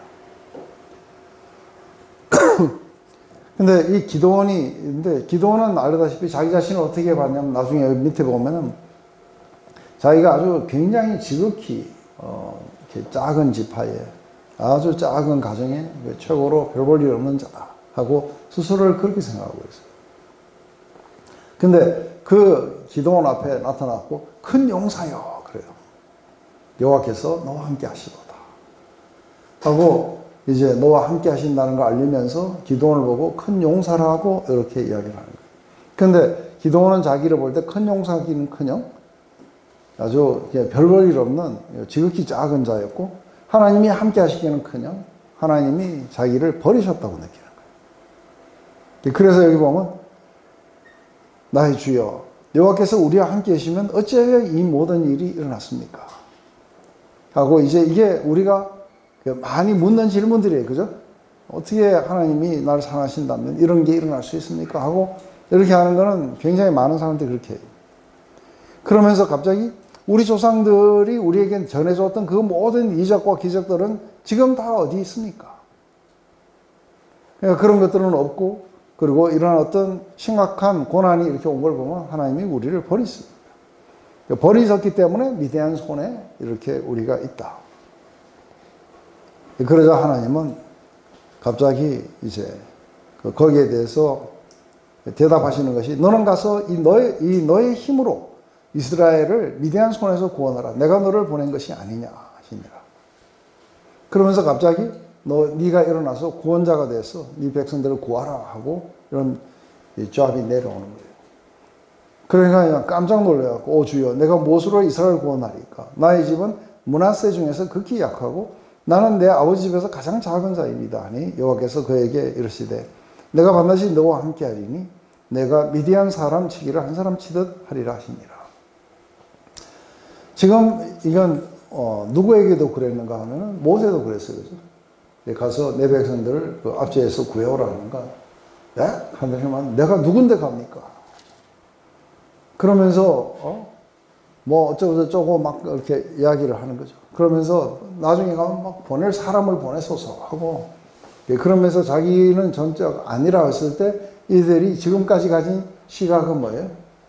내가 너와 함께 하리라는 말이 뭔지를 잘 이해 못하는 거예요. 내가 너를 함께 하겠다. 근데 하나님이 함께 하신다는 것에 굉장히 중요한 점은 뭐냐면은 인간이 강하면 안 돼요. 인간이 약해야 하나님이 일을 하실 수 있는 거예요. 그래서 사실은 제일 약한 미디안이 선택돼요. 이렇게 해서 하나님이 행하셨다는 걸 갖다가 확실하게 보여줘야 돼. 그죠? 근데 모세도 내가 말도 못합니다. 뭐 어쩝니다 하고 뭐 이제 그런 식으로 막 이야기하는 거죠. 사도 바울이 약할 때 강하고 하는 이야기가 사실 구약 속에 있는 거예요. 그렇죠. 그런데 하나님은 말씀하신 내가 너와 함께 하면은 너는 그 미디안의 13만 5천 명을 한 사람 치듯 그렇게 하게 될 거다. 그래서 얼마나 쉽게 끝나는지를 보라. 그죠. 근데 이렇게 하면서 지금 이제 부르실 때부터 시작해가지고 하나님은 지속적으로 미디안의 믿음을 갖다가 강화시켜 줘 왔어요. 그래서 중요한 건 뭐냐면 그가 이 부르심을 받고 나서 그때부터 활성은 연습하고 창선은 연습하고 하는 게 아니라 믿음을 강화시키는 훈련을 막 하세요. 근데 미디안은 계속해서 두려워해요. 그러니까 기도원은. 기도원은, 세 번째 계속 아, 그래요? 아까부터 정정하려다가 이 녹음하시기 때문에 기도원에 기도원. 오늘 굉장히, 오래간만에 굉장히 좋은 일 하셨어요. 유익한 질문. 유익한 질문 했어요. 녹음이 되니까. 근데 이제 이러한 것들을 하게 될 때 굉장히 중요한 건 뭐냐면 이게 주님으로부터 오는 이 확신이에요. 그죠? 근데 이 확신이 뭐냐면 내가 너와 함께 하겠다는 확신이에요. 근데 한번 봐보세요. 이게 어부하고 어부 4명에다가 거기다가 세리하고 뭐 학자들 뭐 이런 사람들 열심당원 뭐 이런 사람들을 모아놓고 예수님이 온 세상을 복음화 시키라 그래요. 그러니까 사실은 이게 제자들이 이걸 듣고 나면은 어떻게 느끼겠어요? 우리가 어떻게 세상을 복음화 시키냐. 그런데 예수님은 마태복음 28장 마지막에 뭐라 그래요? 하늘과 땅에 있는 모든 권세를 내게 주셨기 때문에 이제 내가 모든 걸 통치하게 될 거다. 그러니 너희는 가서 모든 족속으로 이렇게 복음을 전하고 세례를 주고 내가 너희에게 지켜 명하는 모든 것들을 행하게 하라. 하시면서 하시는 말씀이 뭐예요? 볼지어다. 내가 세상 끝날까지 너희와 함께 있을 것이다. 이게 제자들이 아니고 이게 하나님이, 주님이 함께 하실 거라는 거예요. 근데 어떻게 함께 하시느냐 했을 때 이들은 그냥 가면 안 돼요. 위로부터 성령의 임파워를 받아야 돼요. 그리고 하나님의 파워 속에서 이게 진행이 돼야 돼요. 그리고 하나님이 곳곳에서 예수님이 이들을 인도하시고 이들을 계속해서 임파워하시고 격려하셔서 이게 끝나게 될 거예요. 이게 이제 연약한 자들이 아주 굉장히 강하게 되는 이유가 바로 믿음 때문에 그런 거예요. 그 믿음의 가장 중요한 것은 제가 가서 복음을 전하면 이 사람들이 받아들일 거 어떻게 알아요? 어떻게 하냐면 하나님이 함께 하셔서 나를 통해서 그 일을 하시기 때문에 그래요. 그것 때문에 나도 내 속에서 역사하시는 이의 역사를 따라서 나도 수고를 다할 수 있는 것은 바로 나를 통해서 하나님이 역사하실 것을 믿기 때문에 그래요. 이게 이제 연약한 가운데 아주 강하게 이렇게 일어설 수 있는 것이겠죠. 근데 기도원은 이제 확신이 없어요. 그래서 모세도 확신이 없으니까 하나님이 어떻게 하셨어요? 지팡이 던져봐라. 던지니까 뱀으로 바뀌어요. 잡아라 하니까 탁 잡으니까 지팡이에요. 그죠? 그거 가지고는 잘 안 되겠습니다. 그러니까 손을 폼에다 넣어봐라. 넣었다가 빼니까 문둥병이 걸려요. 다시 넣었다가 빼봐라 하니까 다시 말짱해지는 거예요. 이거 가지고도 사실 모세한테는 잘 안 됐어요. 그러니까 모세가 그냥 보낼 만한 사람을 보내시지 해필이면은 나 같은 사람을 보내신다고. 그러면서 그냥 정말 너무너무 억지로 지금 가려고 하고 막 그렇게 했었어요. 이게 기도원도 똑같았어요. 그러니까 제일 먼저 내가 만약에 그렇다면은 하나님이 나를 선택하셔서 나를 통해서 승리를 주신다면은 표징을 보여달라고. 그러면서 기다리라고 우선 가가지고 염소를 잡아갖고 국도 끓이고 그리고 무교병을 만들어갖고 가지고 왔어요. 그러니까 이제 고기하고 무교병을 놓고 그 위에다가 국을 부어라 해갖고 이제 불이 더 안 붙도록 하는 거예요. 그죠? 국을 부었어요. 그러자 이제 여호와의 사자가 손에 잡은 지팡이 끝을 내밀어 고기와 무교병이 되니 불이 바위에서 나와 고기와 무교병을 살랐고 여호와의 사자는 떠나서 보이지 않았더라. 이게 이제 첫 번째 기도원에게 주신 사인이었고, 그리고 기도원은 여기에서 이제 조금 더 인카리지를 이렇게 받게 돼요. 근데 많은 경우에 이제 우리가 이런 이야기를 해요. 표적을 구하는 거는 상당히 안 좋은 거다. 우리 주님이 아주 악하고 엄난한 세대가 표적을 구한다. 그래서 우리가 믿음으로 과감하게 나가야지 표적을 한다는데, 그 이야기하고 이 이야기하고는 어떻게 틀리는가 했을 때, 그 이야기가 나오는 마태복음은 예수님이 이미 굉장한 일들을 하셨어요. 그리고 귀신도 막 쫓아냈어요. 그러자 유대인들은 그걸 보고 어떻게 했냐면, 귀신왕 바알세불의 힘을 입어서 귀신을 쫓아냈다 하니까 예수님이, 만약에 왕이 자기 부하들을 쫓아낸다면 어떻게 그 나라가 설 수 있겠느냐. 근데 만약에 이게 성령의 힘으로 인해서 쫓겨난 것이라면 하나님 나라가 이미 너희 가운데 섰느니라. 그런데 이렇게 설명을 해주셨는데 이들이 뭐라냐면 우리에게, 그러면 당신이 하나님께로 왔던 그런 어떤 표적을 또 보여달라 하는 거예요. 이게 표적을 보여달라는, 이 사람들의 표적을 보여달라는 건 무슨 의미예요? 이미 귀신이 쫓겨가고 병자들이 낫게 되고 이 모든 것들이 귀신이 아니라 바로 성령의 힘에 입어서 이들이 쫓겨나고 하나님 나라는 이미 너희 가운데 서가고 있다 하고 이야기했는데도, 이 표적을 보여줬는데도 안 믿었어요. 그러니까 이게 믿지 않는 이 마음을 어떻게 이야기하냐면 악하다고 하는 거예요. 그런데 이렇게 이 악한 마음을 감추려고 자꾸 표적을 보여달라고 하는 거예요. 그래서 보여주면 믿겠다는 듯이 이렇게 하는데 그게 음란한 마음이라는 거예요. 그래서 이 악하고 음란한 세대가 표적을 구한다는 거예요. 그런데 그 대신에 내가 요나의 표적을 보여주마 하고 이렇게 말씀하시는 것은, 요나가 이렇게 물고기 속에 3일을 그렇게 있다가 나와가지고 억지로 가서 니느웨 사람들에게 말씀을 전했는데, 니느웨 사람들은 아무것도 보여주지 못한 채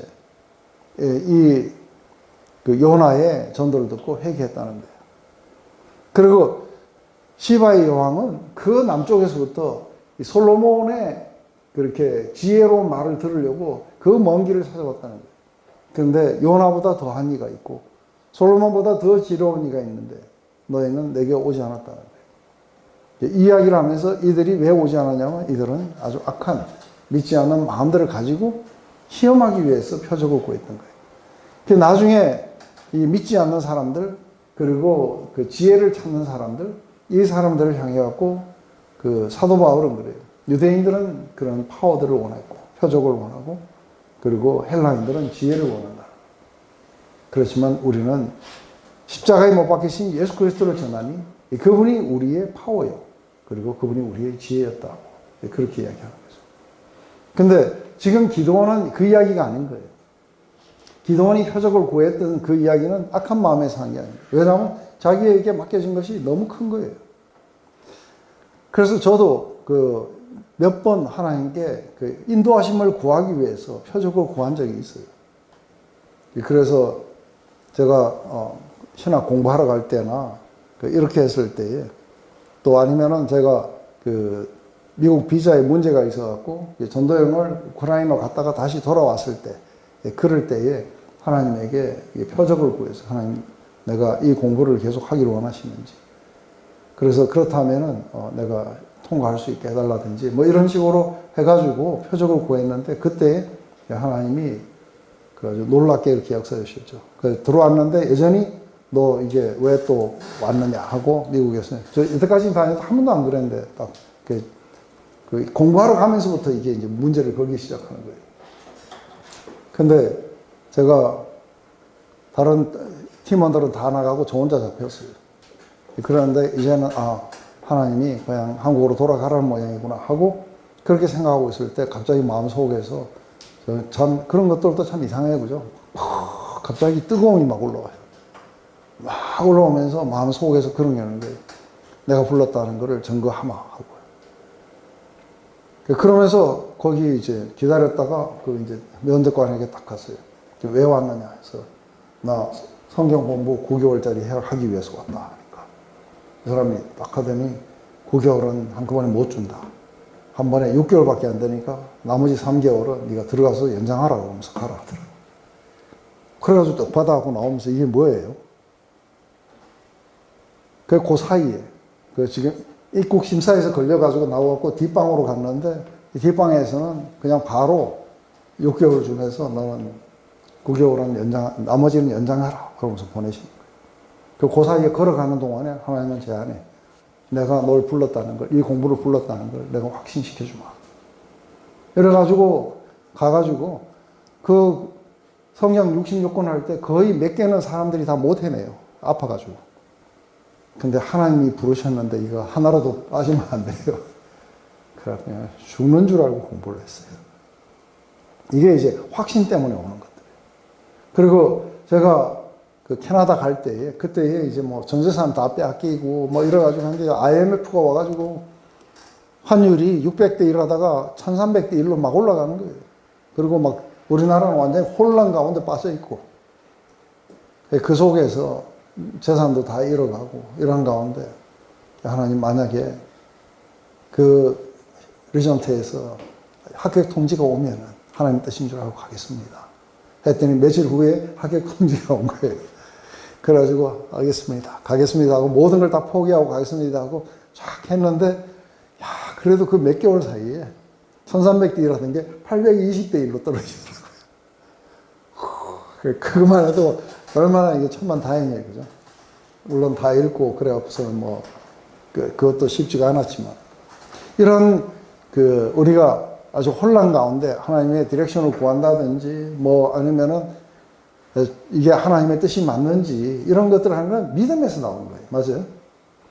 근데 유대인들이 표적을 구한 거는 불신에서 나온 거예요. 이게 다른 이야기들이에요. 근데 한 가지 놀라운 건 뭐냐면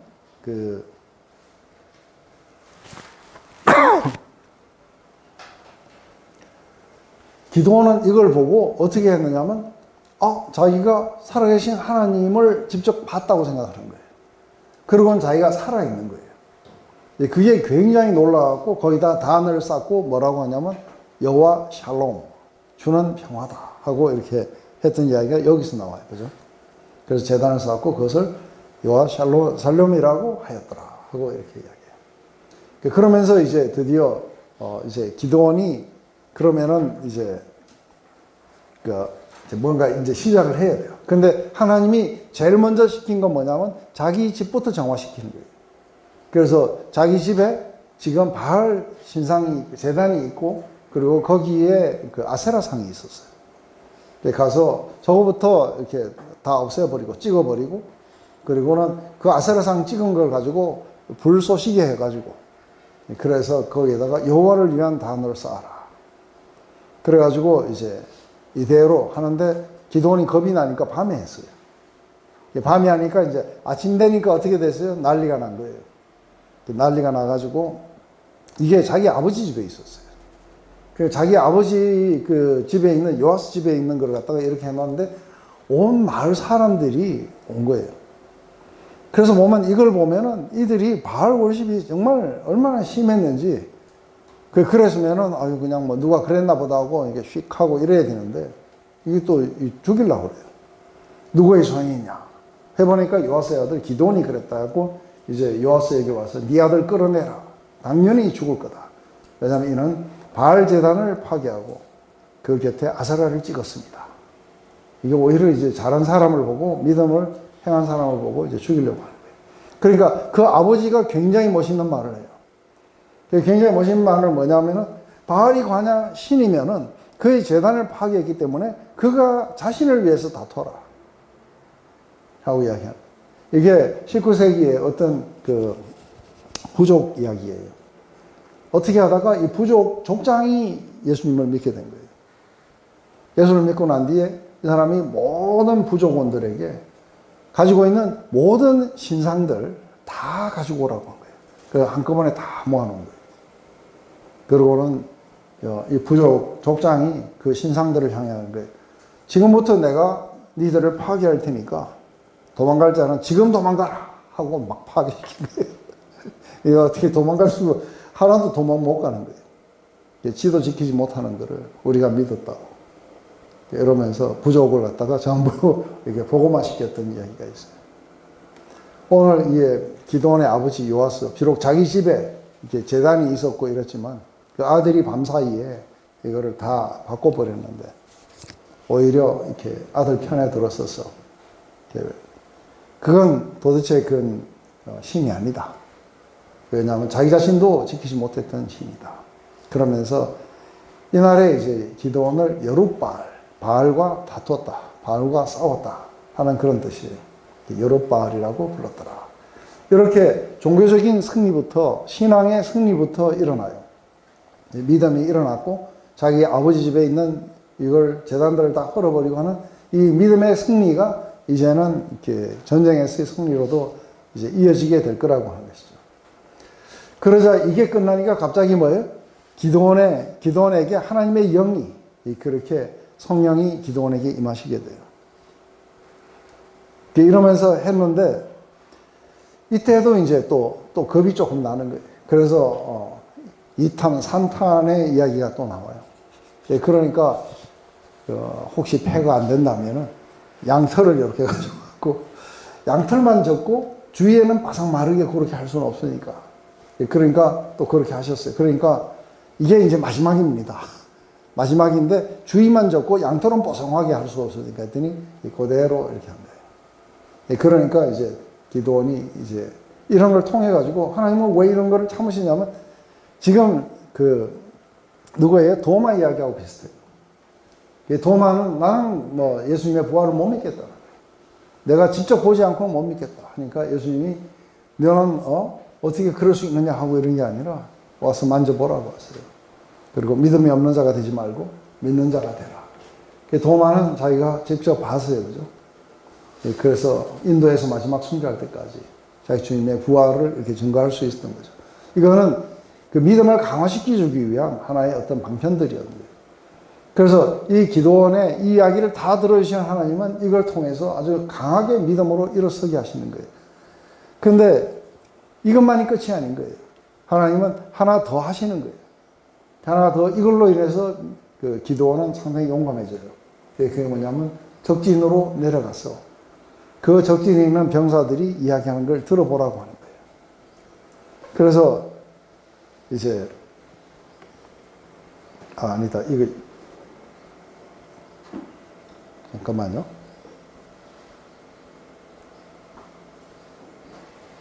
여기 하기 전에 먼저 이제 이거 전쟁하는 법부터 이제 가르치십니다. 그래서 지금 현재에 모여 있는 이 사람들이 32,000명이에요. 근데 이게 32,000명이 너무 많은 이유는 한 가지예요. 교만해가지고 우리의 능력으로 이렇게 이겼다. 32,000과 13만 5천 명은 수적으로 차이 나지만 그래도 어떻게 하면은 잘하면 이길 수 있을 것 같기도 해요. 그죠? 그래서, 어쩌면 자기의 능력으로 이걸 이겼다 하고 이야기할 수 있는 좋은 숫자니까. 그런데 갑자기 이제 전쟁할 때 그렇게 하는 게 아니다. 이거는 전쟁은 숫자에 달린 게 아니다. 이렇게 해서 기도원 보고 갑자기 뭐라 그래요? 두려워하는 자들은 집으로 보내라. 해가지고 두려워하는 자들을 집으로 싹 보내니까 22,000명이 갔어요. 굉장히 많은 오합지졸들이 모였던 거예요. 그래서 22,000명이 가고 10,000명이 나왔어요. 근데 이게 13만 5천 명을 지금 상대를 해야 되는데 10,000명도 많다. 그래가지고 이상한 걸 시켜요. 그죠? 그래서 물가에 가서 물을 마실 때 그냥 구부려가지고 입을 직접 강에다 대고 먹는 사람들은 집으로 보내고 손으로 떠서 핥아 먹는 사람들만 모아라. 이게 왜 이게 중요한 건지, 손으로 핥아 먹는 사람들은 더 주의를 기울여도 어쨌다 하는데, 저는 그렇게 보진 않아요. 중요한 것은 뭐냐면 숫자가 너무 많은 거예요. 그래서 이게 다 돌려보내고 나니까 300명만 남은 거예요. 그런데 이 300명은 굉장히 기도원 300용사 이러면서 굉장히 기도의 용사들이고 어쩌다 하는데, 그건 그렇게 보지 않아요. 하나님이 이렇게 숫자를 줄이신 것은 이게 하나님 홀로 하셨다는 것을 알려주기 위해서 그렇게 하시는 거죠. 그래서 기도원은 갑자기 3만 몇천 명 있을 때는 그래도 숫자가 한세 봤으니까 그렇죠. 우리도 굉장히 많은 거예요. 뒤에 엄청나게 많고 저쪽에도 많지만 그래서 싸울 만하다 했는데 확 줄여버리시는 거예요. 그래가지고 결국은 300명 오니까 일당 400을 해야 돼요. 한 사람이 400명을 상대를 해야 돼요. 그러니까 300명을 데리고는 이게 14만 5천 명, 10,000명 정도 되면 그래도 어찌어찌 한번 해보겠다 싶은데 이게 300명 가지고는 도저히 안 될 거라고 하는 거예요. 그래서 하나님이 이제 믿음을 갖다가 또 강화시켜 주시는 거예요.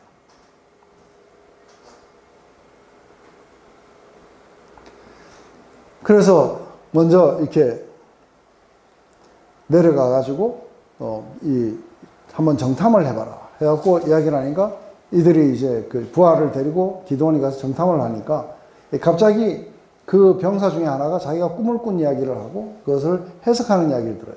그 꿈이 뭐냐면 그 보리떡 한 덩어리가 미디안 진으로 굴러 들어와서 한 장막에 이르러 그것을 쳐서 무너뜨려 엎드리니 곧 쓰러지더라.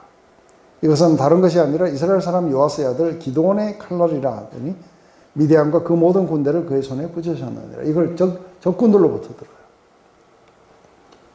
그러자 이게 보리떡 한 덩어리가 누구냐면 별 볼 일 없는 인간인 거예요. 그 기드온이에요. 그죠? 별 볼 일 없는 보리떡 같은 이게 들어와갖고 완전히 다 미디안들을 치더라는 거죠. 그래서 이게 기드온일 거라고. 이들도 아마 기드온을 보리떡 정도로 받는 것 같아요. 개떡이 아닌 것만 해도 좀 왔다. 보리떡. 이 말을 딱 듣자 지금 기드온은 뭐예요? 하나님이 자기와 함께 하실 것을 갖다가 믿게 돼요. 그래서 경배를 드려야 돼요. 그 말을 듣고 하나님이 이들을 내 손에 붙이셨고 내가 이것으로 인해서 승리를 하게 되겠구나 하는 것에 대한 확신의 표시로 경배를 드리게 돼요. 이제 이렇게 되자 갑자기 이제 이 뒤로는 그 하나님이 어쩌라 저쩌라 이야기는 안 해요. 근데 여기에서 상당히 중요한 건 뭐냐면 갑자기 이게 기드온이 이제 이렇게 충만해갖고 지혜가 나오는 거예요. 그래서 항아리를 준비를 해라. 그래서 항아리를 갖다가 하고 횃불을 준비해라. 그래서 이게 항아리는 어디다 쓰고 왜 이걸 항아리를 들고 가는가. 그리고 300명을 셋으로 나눠갖고 그래서 서로 다른 방향에서 공격하도록 해요. 그런데 갑자기 이걸 갖다가 항아리를 갖다가 깨니까 어떻게 돼요? 갑자기 항아리 위에 또 깨고 하면 막 소리가 막 화장창 하고 막 그래도 이게 100개가 깨지니까 대단해요. 그죠? 한쪽으로 깨지면 그쪽으로 쳐다보는데 저쪽에도 깨지죠. 저기도 깨지죠. 하니까 막 자다가 놀래갖고 항아리 깨지는 소리에 막 놀랐는데 갑자기 횃불을 들고 왁 하고 막 발자국을 하니까 어마어마한 군대가 쳐들어온 줄 알고 이것들이 이제 깜깜한데 혼비백산을 해가지고 그래가지고 자기들끼리 막 죽인 거예요. 이런 일이 이제 일어난 거죠. 그러면서 갑자기 이제 300명만 한 게 아니고 이 뒤로 이제 사람들에게 나팔을 불어갖고 이 전투에 참여하라 그래요. 그래서 이스라엘 사람들은 납달리와 아셀과 므낫세로부터 모여서 미디안 사람을 쫓아내라. 그래서 기드온이 사람을 보내어 에브라임 온 산지와 두루 행하게 하여 이르기를 내려와서 미디안 사람을 치고 그들을 앞질러 벤바라와 요단까지 이르러 나루트까지 취하라. 이에 에브라임 사람들이 다 모여서 이렇게 와서 추격해갖고 죽여서 끝나는 거예요. 그래서 지금 납달리 이번에는 그 아셀 또 므낫세 그리고 마지막에 에브라임까지 모여가지고 이 전투에 참여를 하게 돼요. 이게 이제 이렇게 갖고 승리를 끝나는데 뭐 이거는 뭐 이렇게 중요한 게 별로 없어요. 그래서 어쨌든 이제 이렇게 전기가 끝나고 난 뒤에 이때부터 이제 그 지파 간의 알력이 생겨요. 그런데 제일 먼저 에브라임 사람들이 시비를 걸어요. 왜냐하면 에브라임 사람들이 기드온에게 이럴 때 내가 미디안과 싸우러 갈 때 왜 우리를 부르지 않았느냐. 우리를 이같이 대접하면 어쩌냐고 크게 다투니라. 이에 이제 이때 기드온이 아주 굉장히 이제 멋있어요. 왜냐하면은 이 사람들이 지금 이 자존감 때문에 처음에 이제 전투에 자기들을 참여하지 않게 했다는 거죠. 에브라임은 제가 볼 때 상당히 그 므낫세가 그 형이에요. 그죠? 그리고 이 므낫세가 땅을 많이 차지했어요. 그런데 이 기드온은 이게 므낫세 지파예요. 근데 에브라임 지파가 이게 최고 지파가 되고 싶어 했던 것 같아요. 그런데 막 전투에서 자기들을 아주 늦게 불렀다고 이러면서 이렇게 화를 내고 막 그러니까 야 그래도 니들이 한 거에 내가 한 게 니들이 한 거에 비할 수가 있냐. 왜냐하면 니들이 그 적장들을 다 죽이지 않았느냐.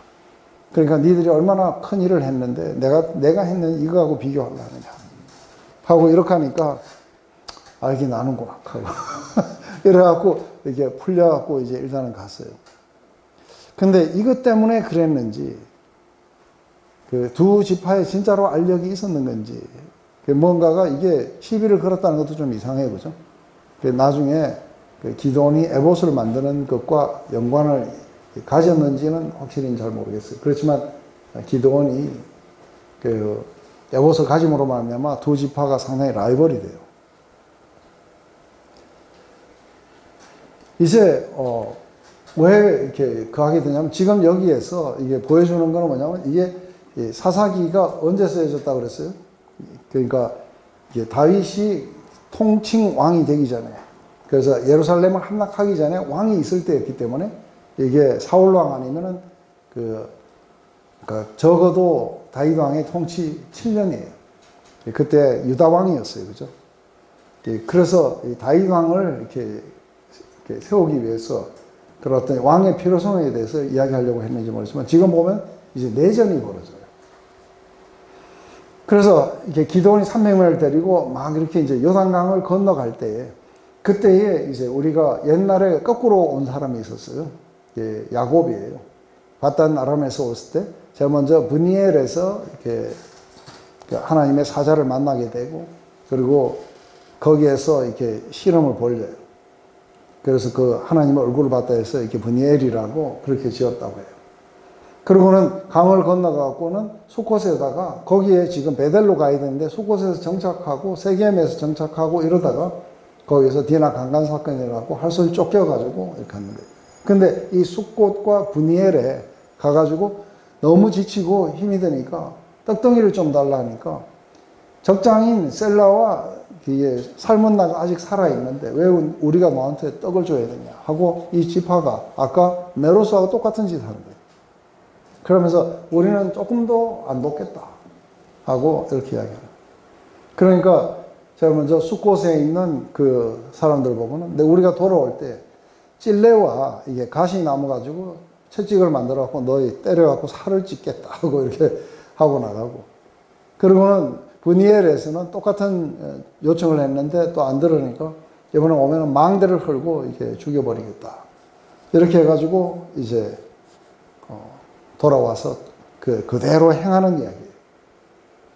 그래서 이렇게 장로들을 모아가지고 채찍으로 만들어가지고 이들의 살을 찢고 그리고 브니엘은 망대를 헐고 다 죽여버려요. 그리고 이제 세바와 살문나만 남았어요. 근데 세바와 살문나를 이렇게 끝까지 추적했는 이유를 가만 보니까 이게 세바와 살문나가 기드온 형제들을 죽였어요. 그래서 마지막 그들을 죽기 전에 네가 봤던 그 내 형제들은 어떠냐니까 전부 귀족 같았고 뭐 그렇다고 하니까 보긴 잘 봤구나. 이러면서 자기 장자 보고 칼을 빼앗고 죽이라고 하니까 칼을 못 들은 거예요. 그러면서 칼을 들지 못하니까 적장들이 우리가 네가 칼을 빼서 우리를 죽여라. 그래갖고 죽이고 끝난 거예요. 이게 이제 이게 스토리예요. 그 아주 갑자기 뭐예요? 이 전투가 일어났다가 자기 그 이스라엘 백성들을 살육했던 이야기가 막 나와요. 그것은 이들이 전혀 돕지도 않고 이 전쟁을 거부했고 그리고 오히려 저쪽하고도 친했을지도 모르죠. 그래서 사실은 이게 믿음이 약화되면서 서로가 거리감이 생기고 남남으로 다 바뀌었다는 것들을 이렇게 보게 돼요. 그래서 왕이 있게 되면은 한 나라라는 그게 생겨요. 그죠? 나라가 이제 지파가 사라지고 지금부터는 상당히 중요한 게 뭐냐면 우리가 한 나라다 하는 이런 것들이 이렇게 생기게 되겠죠. 그래서 이 정체성들이 지금 없다는 것을 보여주고 있는 거죠.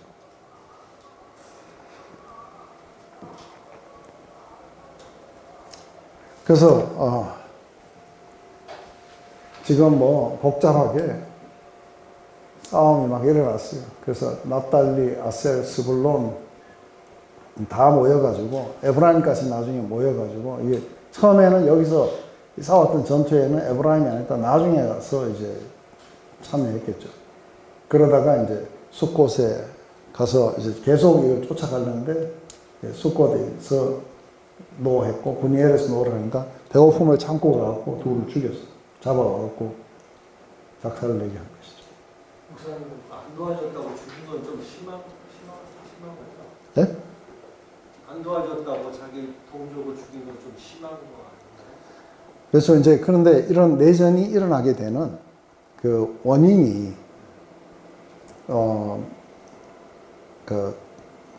사실은 하나님 나라 안에 이런 정체성을 가지지 않고 사실 적을도 없다든지 이러면은 다 처단을 하게 돼 있죠.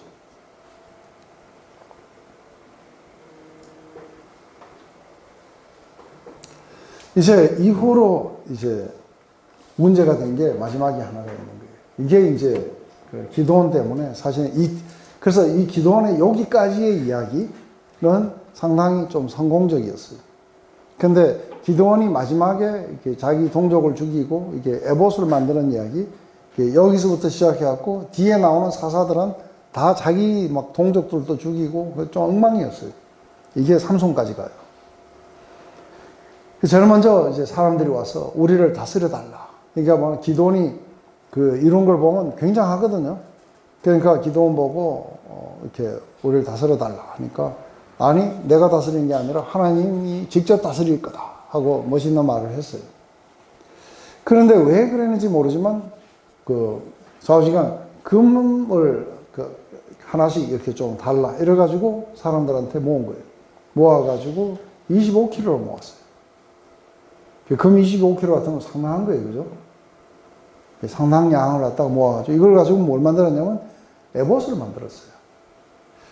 그래서 이 에봇은 대제사장의 옷이에요.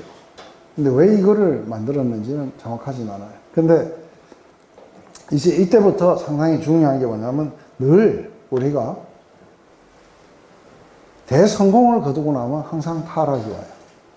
근데 그때에 왜 타락이 오느냐면은 기드온도 이제 그렇잖아요.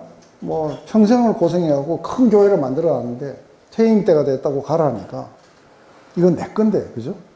뭐 이런 마음도 좀 들고 아니면은 적어도 뭐 거기에서 이 목사님의 어떤 걸 기리는 탑을 만들었다든지 뭔가가 좀 있어요. 뭐 장학회를 만들었다든지 뭐 이런 것들이 좀 있었으면 좋은데 이제 그런 것 없이 그냥 물러나니까 심심했던 것 같아요. 그래서 이게 금을 갖다가 모아가지고 그리고 자기 집에다가 에봇을 만들었다고 하는데 이게 이제 조금 문제가 되는 게 군사적 리더였는데 마치 이렇게 제사장처럼 그렇게 행동을 했던 거예요. 근데 이게 이제 어떻게 본다면 에프라임 족속들하고의 어떤 사이에 알력이 아닐까 하는 건데 이때 당시에 성막이 어디냐면 실로에 있어요. 실로가 에프라임 산지에 있어요. 그래서 에프라임 족속들의 땅에 이 성막이 있고 근데 자기가 이 에봇을 만들므로써 사람들이 이 성막을 잊어버리고 이 에봇을 섬기게 돼요. 이러면서 뭔가 기드온이 큰 일을 했기 때문에 그래서 모세도 들어가면 안 돼요. 왜냐하면 모세 들어가고 어디서 죽은지 알면 모세 교가 생기고 막 이렇게 돼요. 이렇듯이 리더들이 이걸 다 이뤄놓고 난 뒤에 이게 하나님이 하셨다는 것 쪽으로 안 가고 뭔가 이제 자기의 뭐를 만들려고 한다든지 이것 때문에 사실은 평생을 굉장히 멋있게 사역하다가 말년에 가면 이상해지는 목사님들 많아요. 이게 이제 다 똑같은 그런 부분이겠죠. 그래서 처음엔 다스리라 하니까 아니 하나님이 다스릴 것이다. 그래 놓고는 이제 곧바로 이렇게 폐물들을 모아가지고 그것을 갖다가 에봇을 만들어 갖고 자기 집에다 놔두니까 사람들이 그것을 음란하게 이렇게 섬기게 되고 이게 기드온에게 올무가 된 거예요. 처음에는 뭐예요? 굉장히 잘했어요. 그죠? 아세라상을 찍고 바알 제단을 없애고 시작했다가 나중에 영적인 타락으로 끝나요.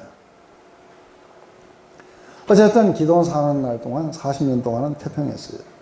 그런데 또 한 가지는 이게 아내가 상당히 많았다 그래요. 그래서 자식이 70명이고 그 첩의 자식도 있어요. 그래서 이 첩의 자식인 아비멜렉이 나중에 또 반란을 일으켜요. 근데 한 가지 이제 여러분들에게 물어보는 거예요. 부인을 이렇게 뭐 몇십 명, 몇백 명, 그 지금 뭐 솔로몬은 1000명이 넘어요. 왜 이렇게 많은 부인과 첩들을 둘까? 왜 그런 것 같아요? 저기 정치하는 사람은 통치 방법이죠. 여러 힘 있는 사람들을 네, 그게 통치 방법이었을 것이다. 여기 지금 통치도 안 하는데 엄청나게 많아요. 옛날 뭐 부자들도 첩들 많이 넣어가지고 네. 애들 많이 나가지고 일단 집이 좀 일꾼도 많아지고. 네, 근데 이게 이제 부인을 많이 두고 이렇게 하는 이제 부인을 절대로 많이 두지 마라고 이야기를 해요.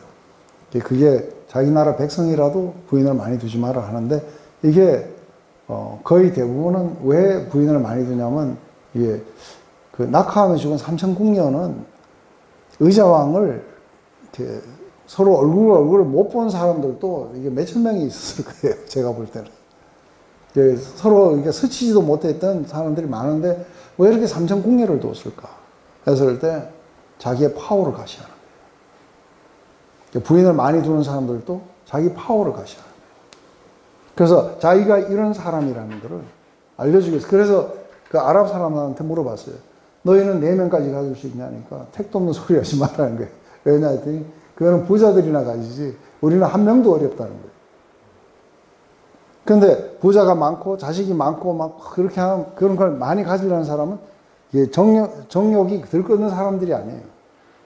이 사람들은 자기의 어떤 능력을 과시하기 위해서 이렇게 많이 가는 거예요. 그러니까 지금 뭐 기도원 그러면 어때요? 기도원 그러면 지금 나라를 구한 영웅이고 그런 상태 속에서 지금 에봇도 거기 있겠다 이러니까 그냥 뭐 얼마나 우러러 봤겠어요, 그죠? 막 하니까 설 때 넘어질까 조심해야 되는데 막 그러다 보니까 자기가 또 그런 사람으로 인식이 돼요. 그러니까 이제 부인도 많이 두고 또 이러면서 자기의 능력을 막 과시하고 자식이 70명이나 되고 이러면 굉장한 어떤 파워를 가진 사람처럼 보이게 되는 거죠. 이게 이제 기도원의 마지막 몰락이에요. 영적으로 몰락하면서 그래서 보면은 우리가 이렇게 보면 굉장히 큰 전투에서 잘 이긴 사람이 이 조그마한 거에서 잘 져요. 일상생활에서 잘 지기도 하고 그래서 굉장한 그 사람들이 조그마한 것에서 넘어져 가지고 그렇게 되기도 하고 하는데 사실은 이제 제일 먼저 에봇을 만들었던 것 이게 이제 그 사람들이 음란하게 섬기게 되고 그러니까 뭔가 모르게 자기는 왕은 아니지만 뭔가 모르게 사람들이 자기를 향한 그런 어떤 월십 같은 것들이 좀 일어났으면 하는 그런 어떤 마음들이 이렇게 있었다고 그렇게 보여져요. 이게 이제 기도원의 이야기가 이 사사기에서의 가장 이 중심에 와 있고 이렇게 하나님이 믿음으로 이렇게 했는데 처음에 솔로몬도 좀 그래요, 그죠? 막 했다가 뒤에 가면은 배교로 끝나게 돼요. 참 이런 걸 보면은 시작은 창대했는데 나중에는 굉장히 미약하게 끝나버릴 수도 있는 거죠. 그래서 스타트 웰 했으면 피니시 웰 해야 되는데 이게 쉽지가 않은 것 같아요. 이게 우리들의 그런 연약함이고 이렇게 해서 사실은 이제 그 역사 속에서 모세도 사라지고 여호수아도 사라지고 미디안 뭐 기도원 미디안이 아니고 기도원이요. 기도원도 사라지고 다 사라지고 마침내 하나님만이 영원히 우리의 구원자로 이렇게 남으실 거라고 합니다. 기도하고 마칠게요. 하나님 오늘 이렇게 드보라의 이야기, 바락의 이야기, 그리고 기도원의 이야기 이것을 보면서 하나님께서 연약한 자들을 붙잡으셔서 일으키시고 또 그들에게 믿음을 강하게 해주시고 그들을 인파워하셔서 당신의 일을 이루시는 걸 봅니다. 그 안에 기꺼이 믿음으로 헌신했던 자들이 있고 또 그것을 갖다가 거부했던 자들도 있는 것을 봅니다. 하나님 늘 우리는 하나님을 이렇게 사랑하는 편에 우리가 서기를 원합니다. 우리의 모든 실패와 이런 것 속에서도 또 승리를 주시고 평화를 주시고 우리를 구원하신 이는 바로 인간의 리더들이 아닌 오직 하나님만이 그렇게 하시는 것을 우리가 확신합니다. 그 하나님이 우리 각자를 이제 empower하시고 우리를 그렇게 승리를 주시고 마지막 최고의 승리를 우리에게 허락하시옵소서. 예수님의 이름으로 기도드렸습니다.